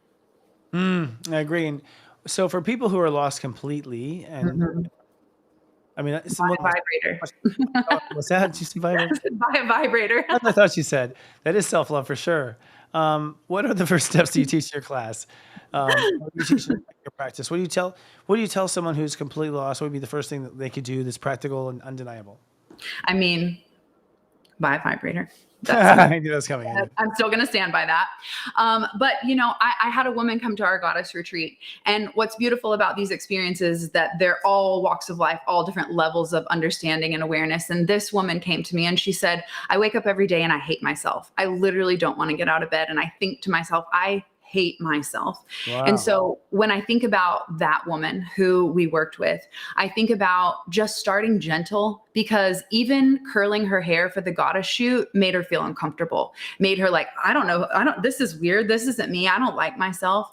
So I think if you're really lost and you're like, holy shit, I don't even want to wake up in the morning because I can't relate to myself. I can't deal with myself. I think the first part is just to recognize that that's the relationship that we're in right now with ourself, and that there is promise of change, that you can become your own best friend. And it starts with the way that we talk to ourselves. As I mentioned earlier, we are only as strong as that self-talk, the stories that we make in our mind. And so my first invitation to someone on the path of self-love would be to check in with our mind. I'll never forget when Chris asked me, babe, do you talk to yourself? I was like, no way. I do not. Years later, I'm getting ready and I'm like, I'm so fat. I'm not pretty. I'm not this. Oh my God. And that's when I had this awareness, like, oh my God, I am talking to myself and she's really mean. And so my first invitation is to become aware of how are you even talking to yourself? I didn't even know. I was so mean to myself, and I was so disconnected that I didn't even know I was beating myself up on a regular basis. So my first step for self-love is the awareness piece. You can only change with awareness. So start looking inward at, how do I treat myself? How am I talking to myself? And the biggest tool that helped me, and I think this would be great for anyone, no matter where you're at, because if you're a woman who PMSs, you probably deal with that inner mean girl every 3 weeks. Okay. Like every month, it's like, she's popping up. So, or when the moon hits like whatever degrees and we're all like, I think that one of the most powerful tools that helped me for self-love is having that awareness of my internal dialogue and using this idea of being able to cancel those thoughts. Like, wow, I'm not actually my thought. They say in law of attraction and manifestation that you have 17 seconds before it starts to materialize into energetic form. And so that gave me like all kinds of 16-second permission to be like, okay, I can screw it up, but I got to like wrap it and rewire it. So for me, the practice around self-love is identifying when that inner mean girl is popping off like crazy. So I witness like, okay, I just had this negative thought or anxiety or fear or judgment. And when I hear that thought, I say the word cancel. I even do this whole like hand motion, a little mudra, cancel that. And then I just re-implant and rewire a new thought. I am beautiful. I am loving. I am whatever. And over time, it definitely took time. I rewired my own consciousness to believe in myself and to start being on my own team. And so, as I mentioned, self-love doesn't happen overnight. There's no magic pill, but if you make that choice, because when you make that decision, I believe that's when things start to move. You have to have that decision and clarity. When you make that decision to love yourself, I think the best thing you can do is go easy on yourself, because you've probably been beating yourself up your whole life like I did. Yeah. And so I think just awareness, and don't beat yourself up doubly because you're already beating yourself up. So be easy on yourself. You catch yourself, being mean. You catch yourself, you're mean to yourself about being mean. you know, like, and then I found my inner child was pissed that I suddenly cared out of nowhere. Like there was an anger, resentment in there. I also think privacy is important. Like you need walls, you need to feel safe. Like Yeah. boundaries up. It's like I'm under construction, I'm not Yes. available, and Yes. zero safety, zero, step zero. I feel like you need to have certain walls and certain privacy. And part of the reason why you can't like go there is because you feel exposed, you don't feel safe, and you don't realize you have the ability to make yourself feel safe if you wanted to. So I think a lot of us can't take the love that we give ourselves because we don't feel safe. And so one, like a false boundary, a poor man's boundary is like to not open your mouth.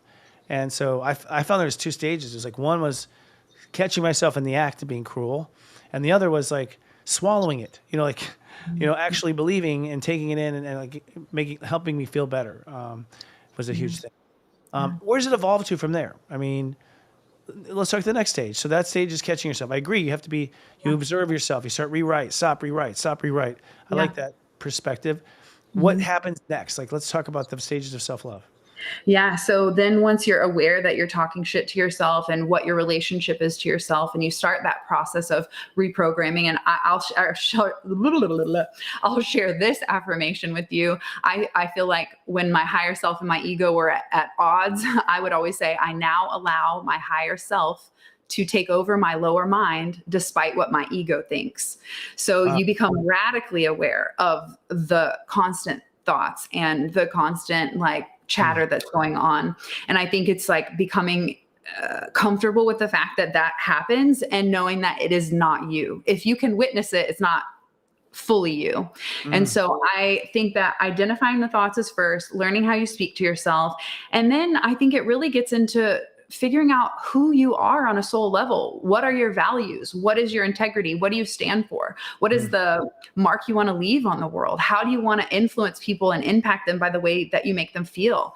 I think that there's a lot that I could share on the self-love, but if you want to fast forward even further than that, I think that what happens when we start to fill our cup first, we genuinely have enough to give. That's why you said, since I've met you, you are like zing, zing, zing all the time. And that's because I'm constantly giving from a full cup. I take a step to love. Step aside, fill my cup, move that cup to the side, and then allow spirit to flow through me with that unlimited energy that we all have access to. It's just, if you don't fill your cup up, then it's going to be hard to kind of tap into that energetic channel.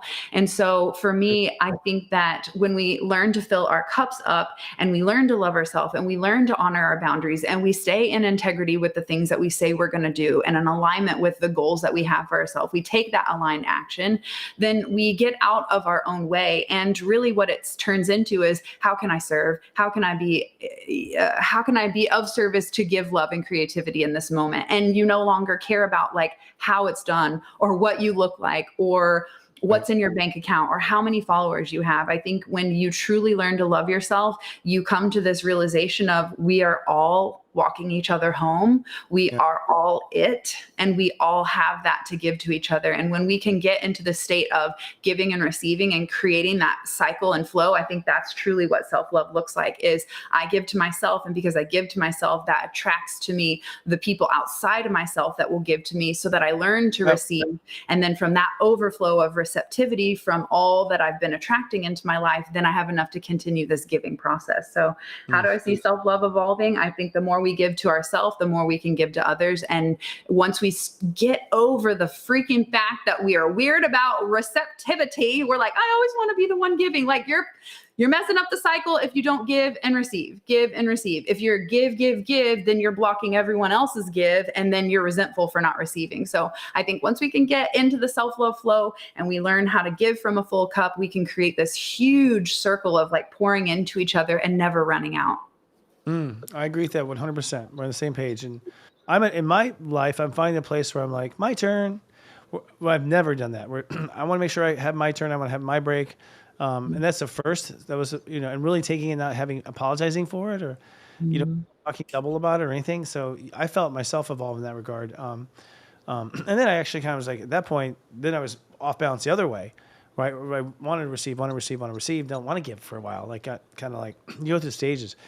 So what about creativity? I think that for it's just like a baby, you're right. Like if you give like something yummy to a baby, the baby will like immediately share with you because the baby loves it. And the first instinct is the baby just to share. And I found this the same case. Like, my heart has been on and offline as I've been evolving. And when I feel good, I just want to share. And it's like, it's in the moment. So whoever's in the elevator, it's whoever's around you right now. It's not like this long-term plan. But I've also found like creativity gets really cool. Like you start going to these realms of, creative with a K, as I like to say, where you almost enter into a higher creative state when you're loving yourself a lot.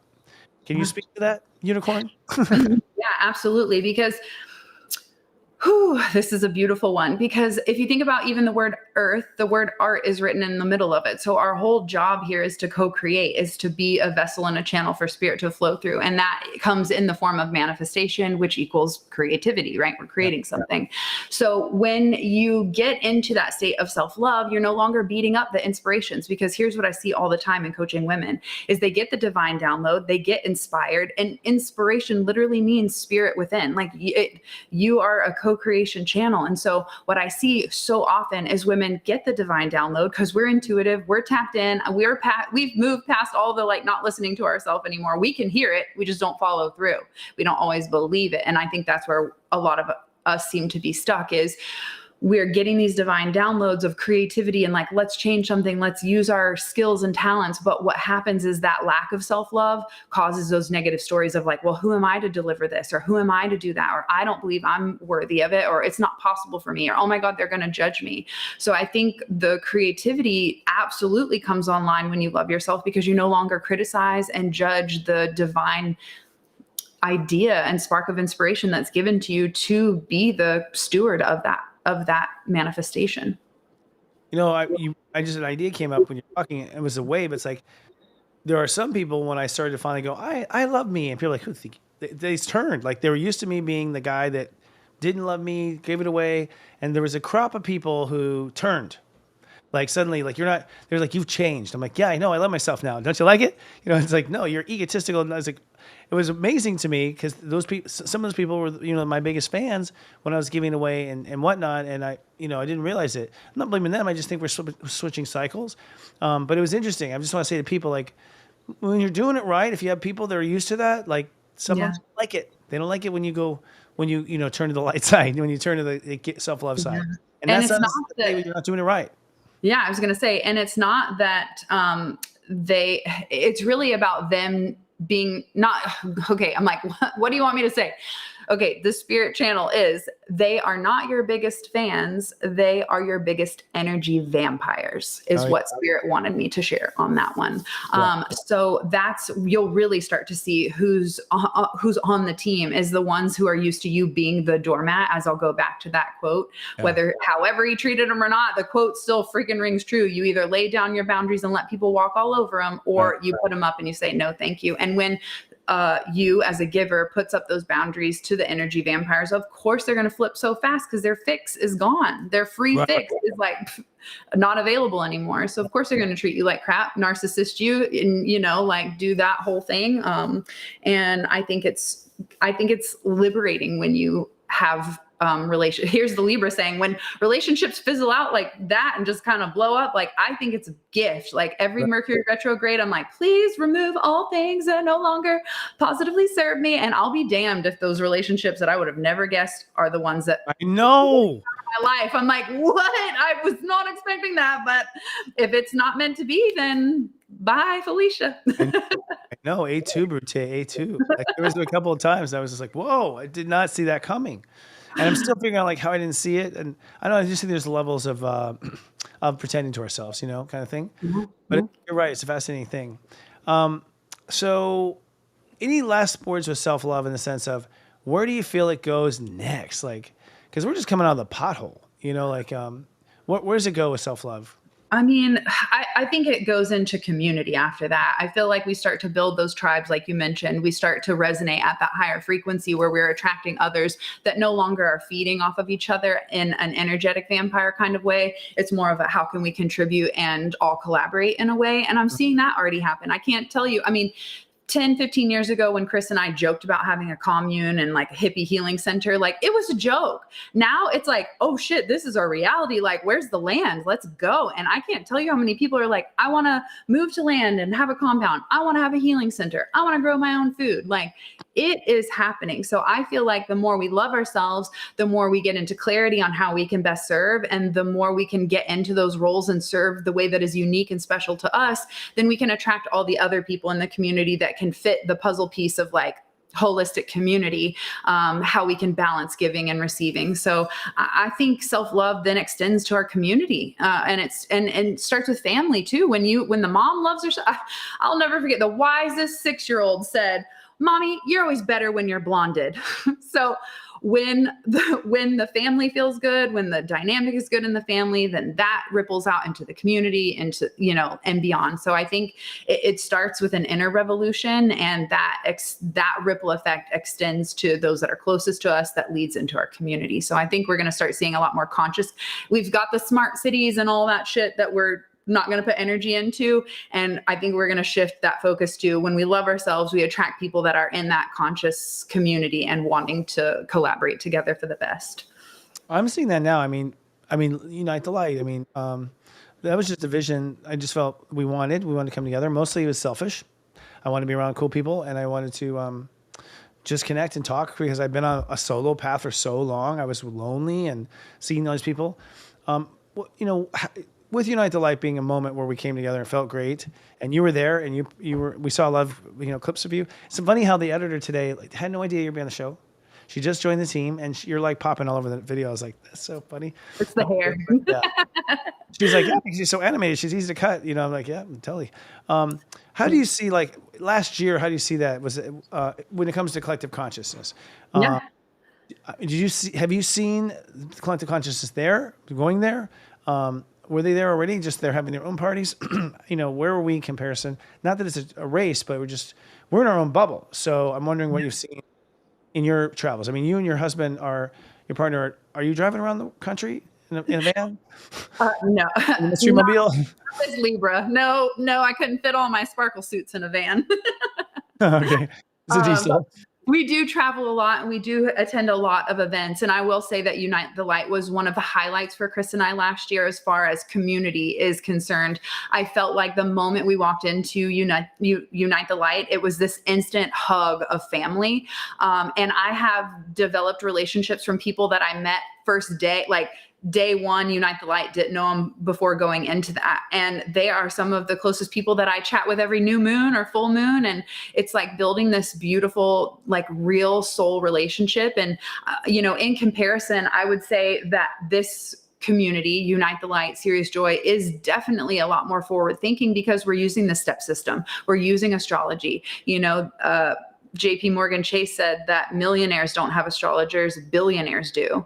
And so I think that we already are putting ourselves into a higher bracket, because our studies are more esoteric, our studies are more metaphysical, our studies are more elevated in consciousness. So this community is incredible. But I will say, and I just got back from Florida from a hairstylist retreat, and everything we did was inner child healing, their physical body movement. We did one rainbow color, and we talked about trademarks one time.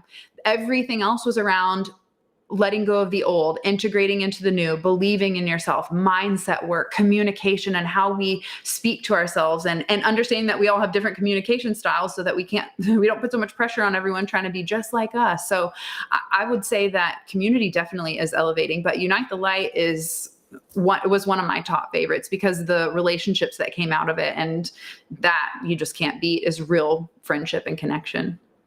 Yeah, we definitely were our family. I think we have more family out there to say that. It's like there wasn't a one and done. Yeah. But that vibe has continued for me. Like I said, we have a new crop in Serious Joy, and it's just like same. It just seems like it's growing for us. Maybe it's me. I was a loner. Like I said, I was isolating myself from the world for a long time. So maybe I'm just coming out in that sense. But I'm feeling it in lots of places. I'm finding that I'm getting along with all sorts of people. I don't know. That's why I always ask, is it me? Or is everyone experiencing this where I'm like having the greatest conversation in a 7-Eleven with somebody? You know what I mean? Like when I went in for...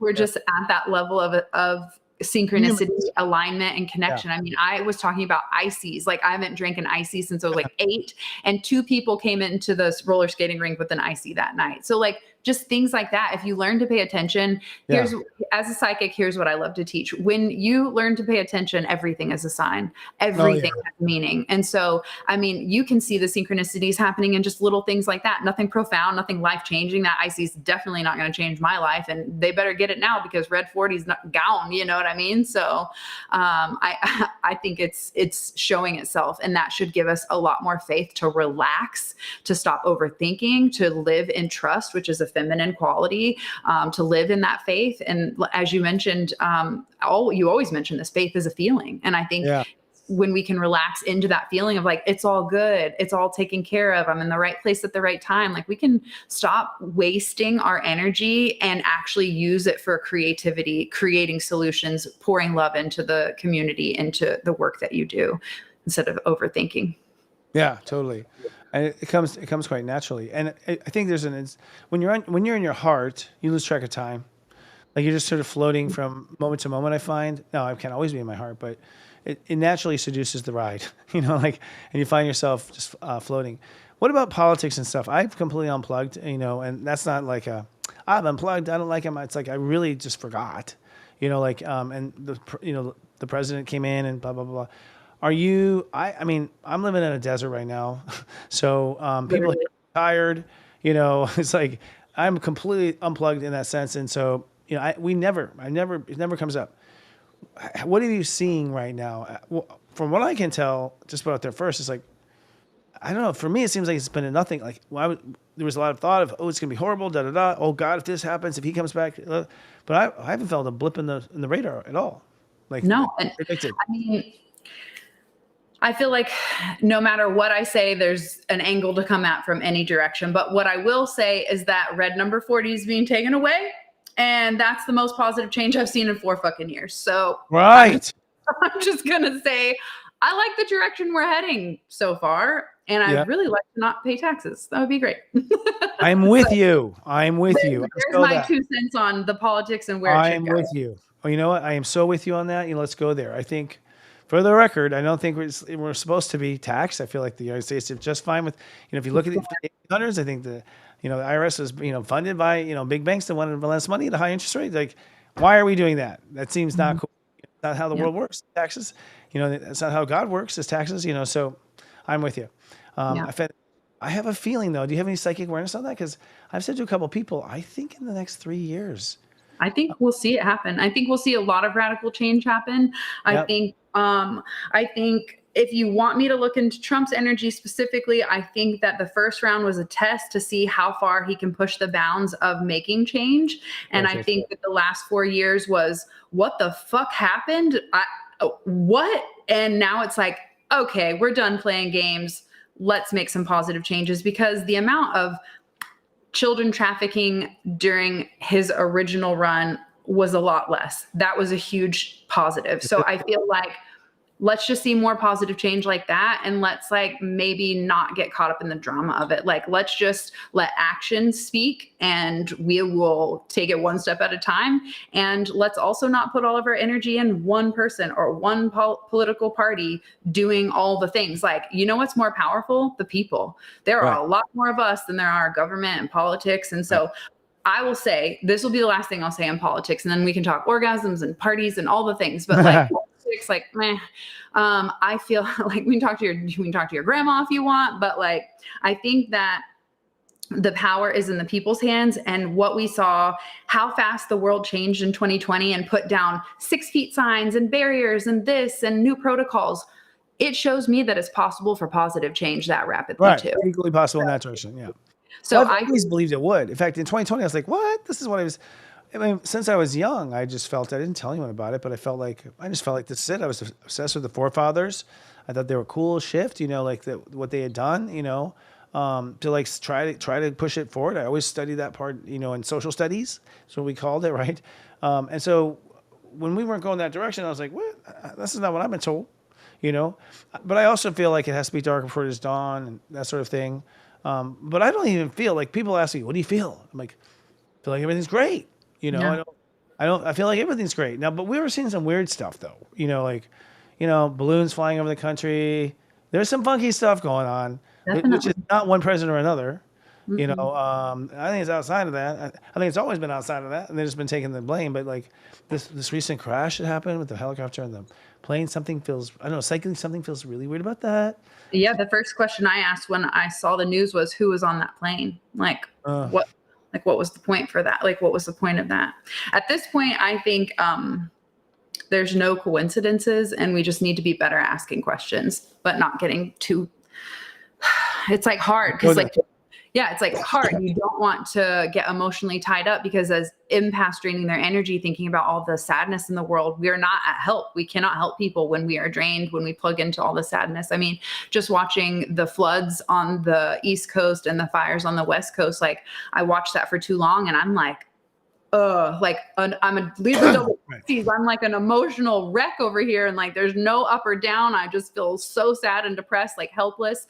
And that's not a state of power that I can actually do something from. So I think, it's interesting, all the things that are going on, but a lot of it has to do with, I think of that phrase in the Bible, like be in the world, but not of it. I think that is kind of the energy that we have to take in politics and leadership is like, we're here, we're aware, but we're also going to set a new frequency and be that blueprint and trailblazer. And no one's done it before. So there's nowhere to look and say, am I doing it right? I think we just have to come from a place of integrity and love. Well, I've been there before. I think everyone has to go through that phase. You talked about how women in their stage of coming to power, there's an angry phase, like part of grief. So for me, I got to a point where like, okay, poor LA, they're in that stage, we didn't see them go through it yet, and I'm not surprised they had to. And gosh, we all have to at one point. So I have compassion, but I also go like, God knows I've been there, and I know you'll make it because I made it, and you'll make it too. It's so my energy, but most of my inspiration is I just want to build the new. I'm really I'm with the new stuff. Yep. Kind of bored of that conversation. And my guys are like, go build the new. Like, there's nothing you can do. You can't stop whatever's going to happen. Talking to alien channels, it's like, they're all saying there's like 18 months of discomfort. And then it's like all heading towards rainbow. Yeah. What do you and think? I feel that. And I feel like we'll even see some of the reprieve starting in June. Like if you look at a lot of the astrological placements in June, I think there's a lot of a sigh of like, okay, things are changing, but it's just like going into the chrysalis as a butterfly and caterpillar. Like I feel like we're in that chrysalis stage of mucky goo, and it's going to be a little bit messy, but there's hope for change on the other side. There's promise that we'll come out like more resilient and reemerged and reimagined in a way that I think we've all been wanting and asking for, but it just hasn't, I don't know. I don't think enough people's awareness has been online yet to even realize that there's been a problem. It was like me not knowing I was talking shit to myself for my whole life.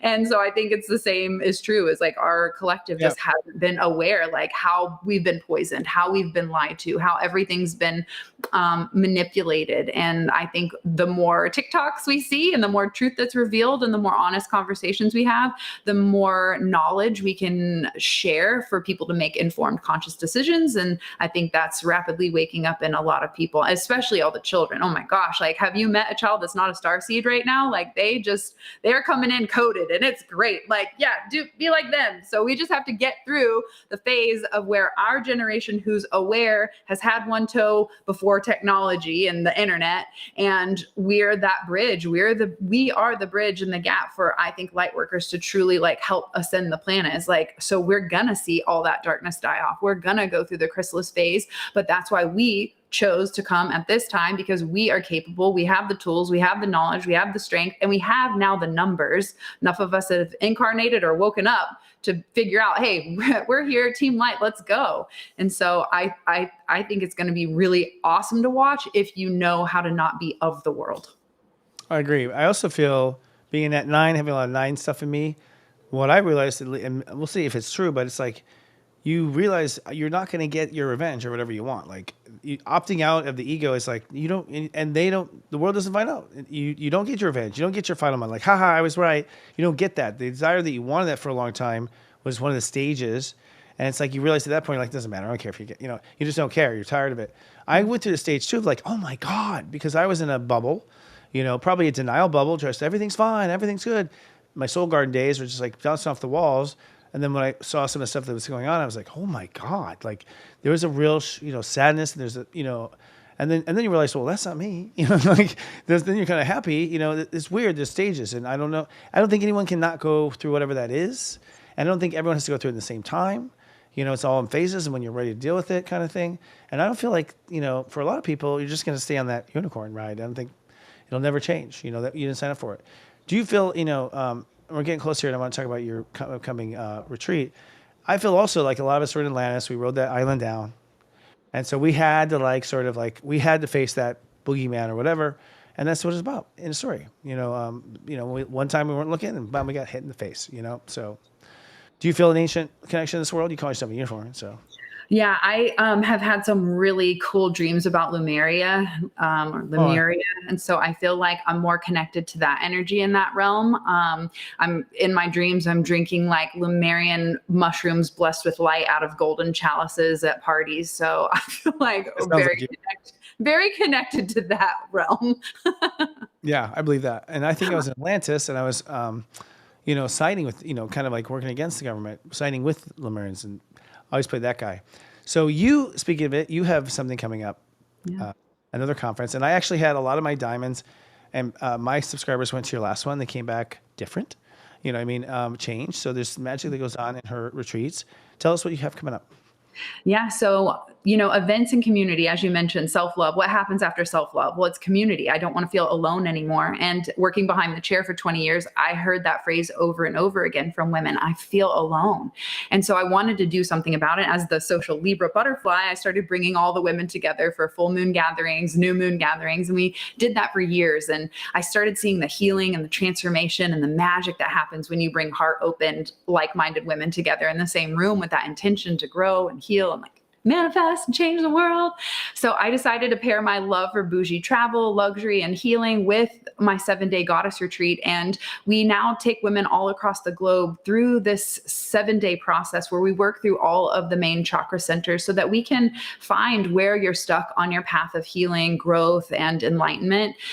Community and women empowerment has really been the basis. When I look back at all my businesses, from having a boudoir photography company to owning a hair salon to empowerment coaching and psychic medium and speaking on stages, people like Martha, what I love and what lights me up the most is the transformation that happens when you're in person and in together. It's why it was an immediate hard nips yes to Unite the Light. I want to be in person with the people. It's like why I'll be back in Nashville again with our people, because when you come together in person, the transformation is so rapid and so undeniable. And so for me, my moving forward is letting go of the hair salon and really focusing on hosting these in-person events, whether it's my 7-day luxury goddess retreat, which we are doing in Florida in just 2 weeks, the 16th through the 22nd, or a lot of the Unite the Lighters came to my summer solstice. It's that 1-day women's wellness retreat we do every summer, and getting to see the people in person and getting to witness them from, I had some people come to the goddess retreat in Costa Rica. Then we met at 2 weeks later in Unite the Light. And then a month later, we all met at summer solstice, and to get to see how the relationships evolve, the connection, the community, so that you don't feel alone, the empowerment, the support, when you lean on other sisters who are doing it and like you and believing in you and cheering you on. It's like the most incredible thing to witness. And so in-person events are where all of my focus is going in 2025 and beyond, because I just want to be together. I want to be in person. And the next one is in February. And I'm so excited. That's awesome. I'm feeling. Hit that button there. Yeah, that was my hand did that subconsciously. Shut up, Chris. I felt the pull to Florida too. We seem to be sort of gravitating the same areas. And again, I was like, is it Atlantis or whatever? But are you choosing locations based on a pull? Like what happens?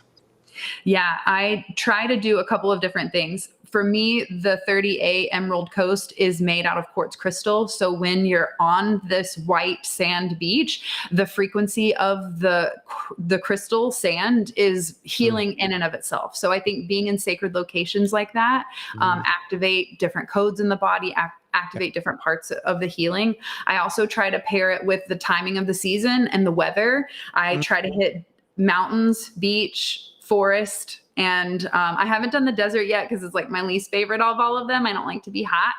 So Yeah. I'd say angels can't sweat. So It's funny. makes our wings sticky. So I just don't go to the desert. But I try to bounce between mountains and jungles and oceans and things like that. But yes, definitely picking places that activate me and have been profound in my healing and transformation. And, you know, just like any good mushroom trip, the set and setting, the environment is one of the most important aspects of how you have a breakthrough. And so for me, if the setting is luxurious, it's safe, it's harmonious, it's sacred, it's beautiful, then that gives the freedom of expression and safety to say, okay, I'm going to let my authentic self out. I feel comfortable and safe.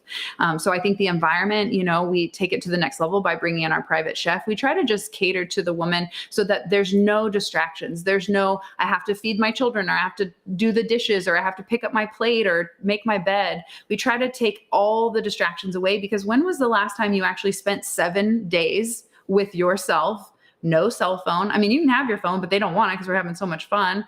And no distractions, where you just go inward and you connect with you. You get clarity on what you need. And so I think all the luxury aside, and all the gifts and the photo shoots and the bonfires and the sparkle magic dance parties and all the stuff that we do to have fun, because my inner child needed that kind of friendship. She never had those fun parties growing up, so she's gonna do them now in her 40s. Who cares? I think that it's just finding your community and making sure that you spend time with yourself, investing in yourself, whether that's an hour every morning for self-care because you've never done that, or it's 7 days of luxury because you deserve it. Yeah. Well, luxury is high vibe. I mean, it's high vibration. The self-love, I mean, we look at luxury as a capitalistic thing, but it's not. It's a self-care thing that only some people who have money are getting. You know what I mean? Like, and I think it's great. The other thing too, I just want to point out to Brittney and her whole clan, and which is my clan, meaning her clan, is that you there's soulmate stuff there. There's a lot of soulmate stuff. Like if you feel pulled, there's a reason. And everyone who told me with United, like I just had to go. I didn't have the money. I didn't know how I was going to do it. Like there's this knowing. So if you have the knowing, go. You go and go quickly, you know, before seats, you know, fill up. And it's life-changing usually when you listen to that voice. Like that's what I found, like life-changing. Yeah, it's either life-changing or a lesson. Right. Well, there's a clearing. I mean, it depends where you are in your process. You know, like now what I'm seeing is networking. I mean, I felt that with Unite the Light. It's like we have people who started a project, who thought of the project Unite the Light, are presenting this light night, like 1 year, boom, and they're ready. You know, so I think sometimes, for me, I met people for who I think we friends for a lifetime. You know, so that we're being called. I think in heaven we're like, we'll just meet at Unite the Light. You know, like, and they'll meet at Brittney's. You know, like, I think that's part of it too. It's pretty powerful and cool and great experience. And you need the booster shot, y'all. You need the booster shot of just being around, like seeing a glimpse of the future, right? That's what I feel at these events. You feel a glimpse of the future. Absolutely. Being in that vibration and reminding yourself it's possible is the blueprint you need to go back home and kind of recalibrate, because we all get stuck. We all burn out. We all hit those ruts sometimes. But when you get in person, you get that jolt. People tell me when they're in person with me, it's like licking a battery. I'm like, should I put that on my website, or is that a good thing? But you just need to be around people that light you up, that just boom, remind you like, oh my God, life is good. It is possible. Holy shit. Like I lost 75 pounds because the woman I worked with at Forever 21 said I lost 100 pounds. And that was enough for me to believe that it was possible and available for me too. And I think when you put yourself in the right room with people who are doing the damn thing, it's just a great reminder that it's possible for you too. And that if there's been fears or resistance blocking you, that you're in a room to ask for help and support on moving through that and not doing it alone anymore. Yeah. And the community is there, and the people there who can help you, and they have the answers, and they know they have the answers, and they reach out too. So we put the website up several times. I look forward to seeing you in Nashville. I'm so grateful. Thank you so much. Yeah, it's going to be fun. And have a good time with the girls, or the ladies, I should say. Be correct. The goddesses. Thank you. I'll put Yes. We do have a few spots left. So if there are anyone feeling that soul nudge of joining us, then please send me a DM. I'd love to share more information on joining us in Santa Rosa Beach, February 16th through 22nd. Yay.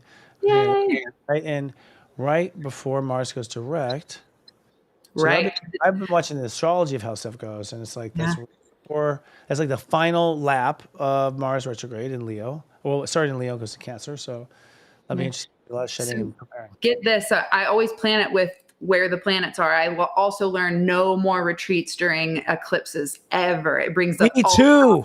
Oh my God. God, I know. I went down to Texas. I couldn't be much less happy, and Yeah. uncomfortable and away from home during a major event, Yeah, those eclipses definitely bring things up, but I always try to pair it with what's going on in astrology. And what I think is so cool about this February retreat is that it's exactly the same dates 5 years ago that I started the goddess retreat in the same place. And then the day that everyone goes home and they subconscious, they go to sleep, subconscious reprograms. The next day, February 23rd, Mars goes direct. Guess what? All the tools that we learn at Goddess Retreat, you're going to be ready. Because right now we're mentally ready, but our body's not caught up yet. Yeah. It's like we're not quite mentally in Sag and Cap. I came up with all the good ideas that I want to do, but physically I feel like I'm in molasses and it's not ready yet. So when we leave the Goddess Retreat in Florida and they step into their lives on the 23rd, Mars direct, action, taking time, tools available. Let's freaking go. I'm so ready. I'm so excited. That's something I forgot to ask you. Let's go overtime for it. Is that there's a lot of physical shedding going on? Have you noticed? Absolutely. Everyone gets sick at least once. I've noticed since last fall. There's a physical body shedding that happens in this process. And just to put it out there, nothing's wrong. Actually, everything's right. And I think the body we were, what we embodied, changes. Have you seen that trend too with your community?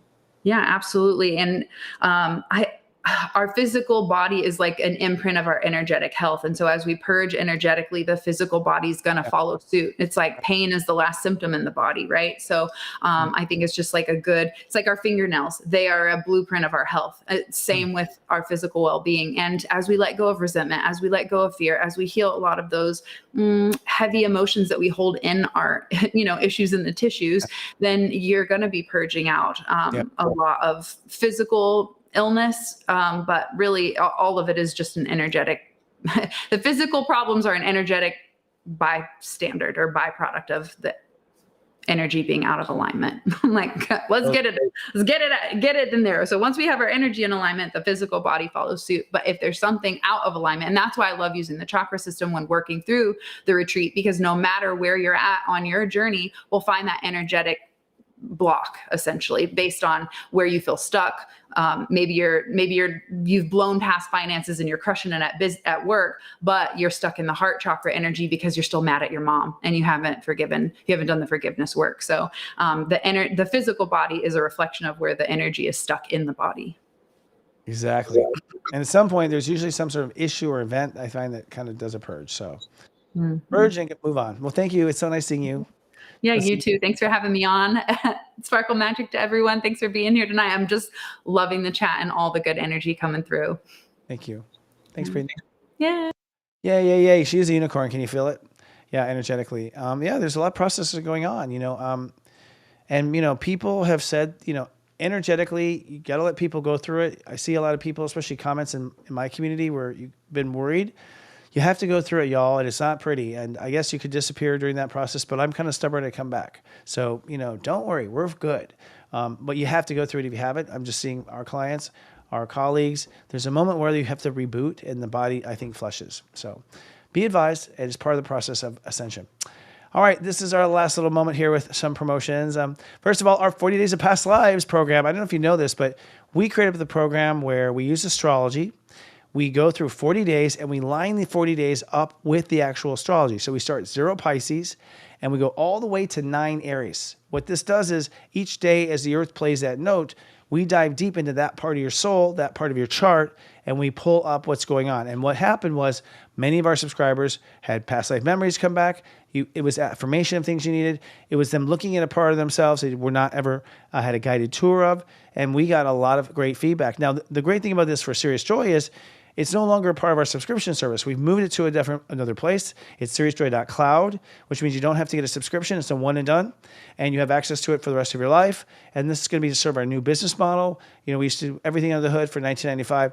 Now we're trying to make it different and let people come do what they want and piecemeal it. So give it a look at. Go to seriousjoy.cloud. See what it is. It is going to change your life. I guess if you're ready to do it, it's very affordable because this is normally $150, and Spirit said to us, don't make it $50 because there's a whole crop of people who will do it if it's affordable now. So at the end of the day, we want to be of service. Now, we wrote this, my team, our team, Kristen Ryder, Robbie Hunt.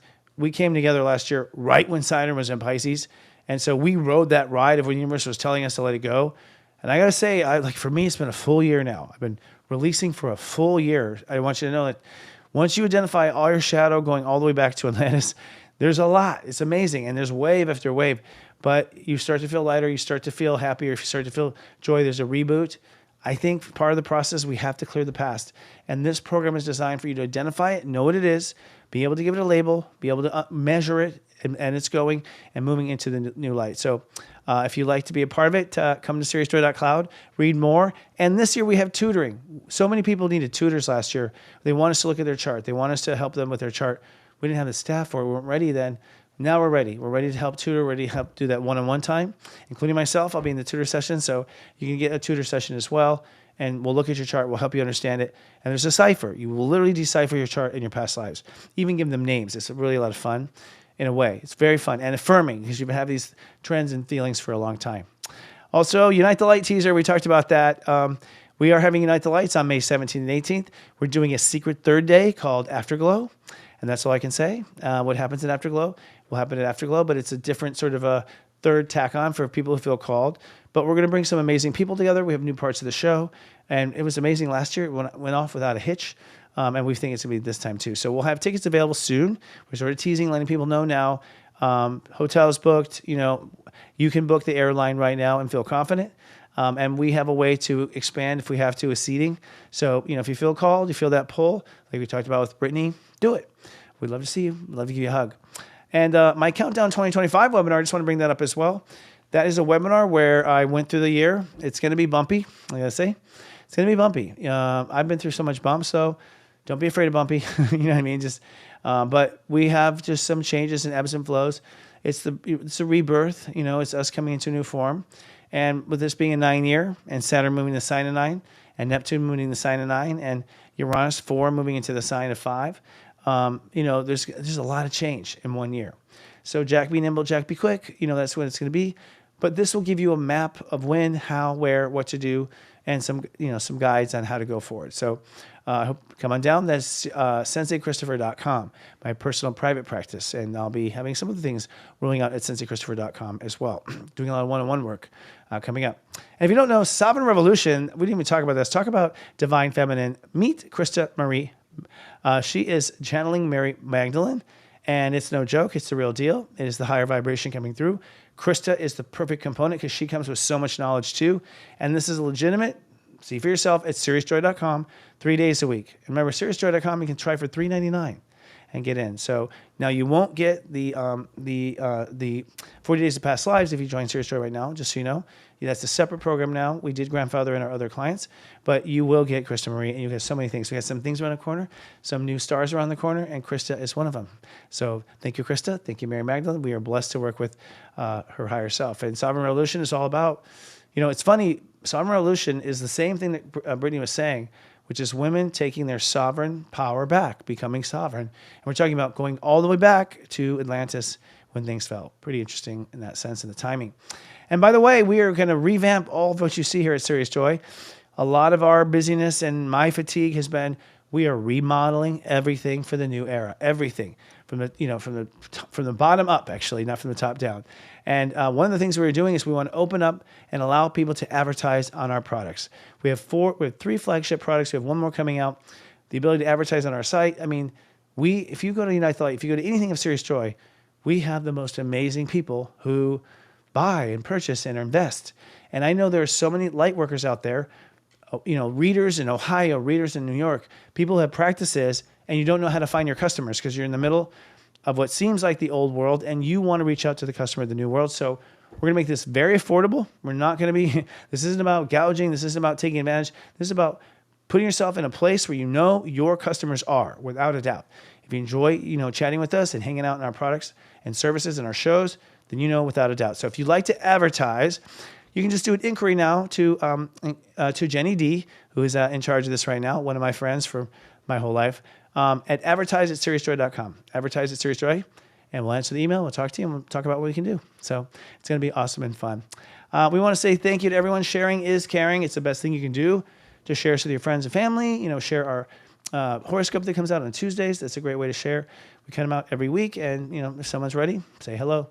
Also, we have our Facebook group, SeriousJoy.com, And this is where we have a free public place where we keep the trolls out. And trust me, it's a full-time job for our volunteers around the world to keep the bots out, keep all the just, people trying to play other people for money and stuff. And it's a great place. It's safe, it's cool, and you can advertise your spiritual business there. Linktree, you can find all of our links at seriousjoy.social. And remember, we have those light runners. We're revamping our Linktree. We're revamping with interviews and things to come. I've been in a couple of interviews that aren't published yet. That'll be fun.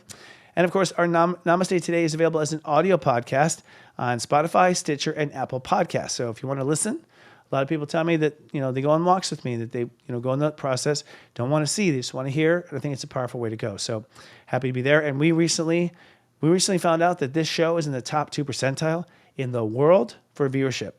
19 years, my 19th year basically of being on the air every year and going through my metamorphosis now. I want to say special thanks to our co-executive producer, Diane DeStefano. We have a new graphic artist named Christopher. That's cool. I love that. Our director is Adam Turner. He's amazing. And of course, our Ad Intuitive agency, which is our advertising, is Jenny D. And our teaching faculty, amazing, amazing teachers, Robbie Hunt, Kristen Ryder, Gwen English, Daiki Okamoto. And hope you're feeling better, Daiki. And special thanks to our SJ Light Runners, who are literally the heartbeat of Serious Joy right now. Thank you. All right, friends, that's all we have for now. Thanks to our super friends. We'll see you 1 week from now. Until then, I love you. Live, love, be.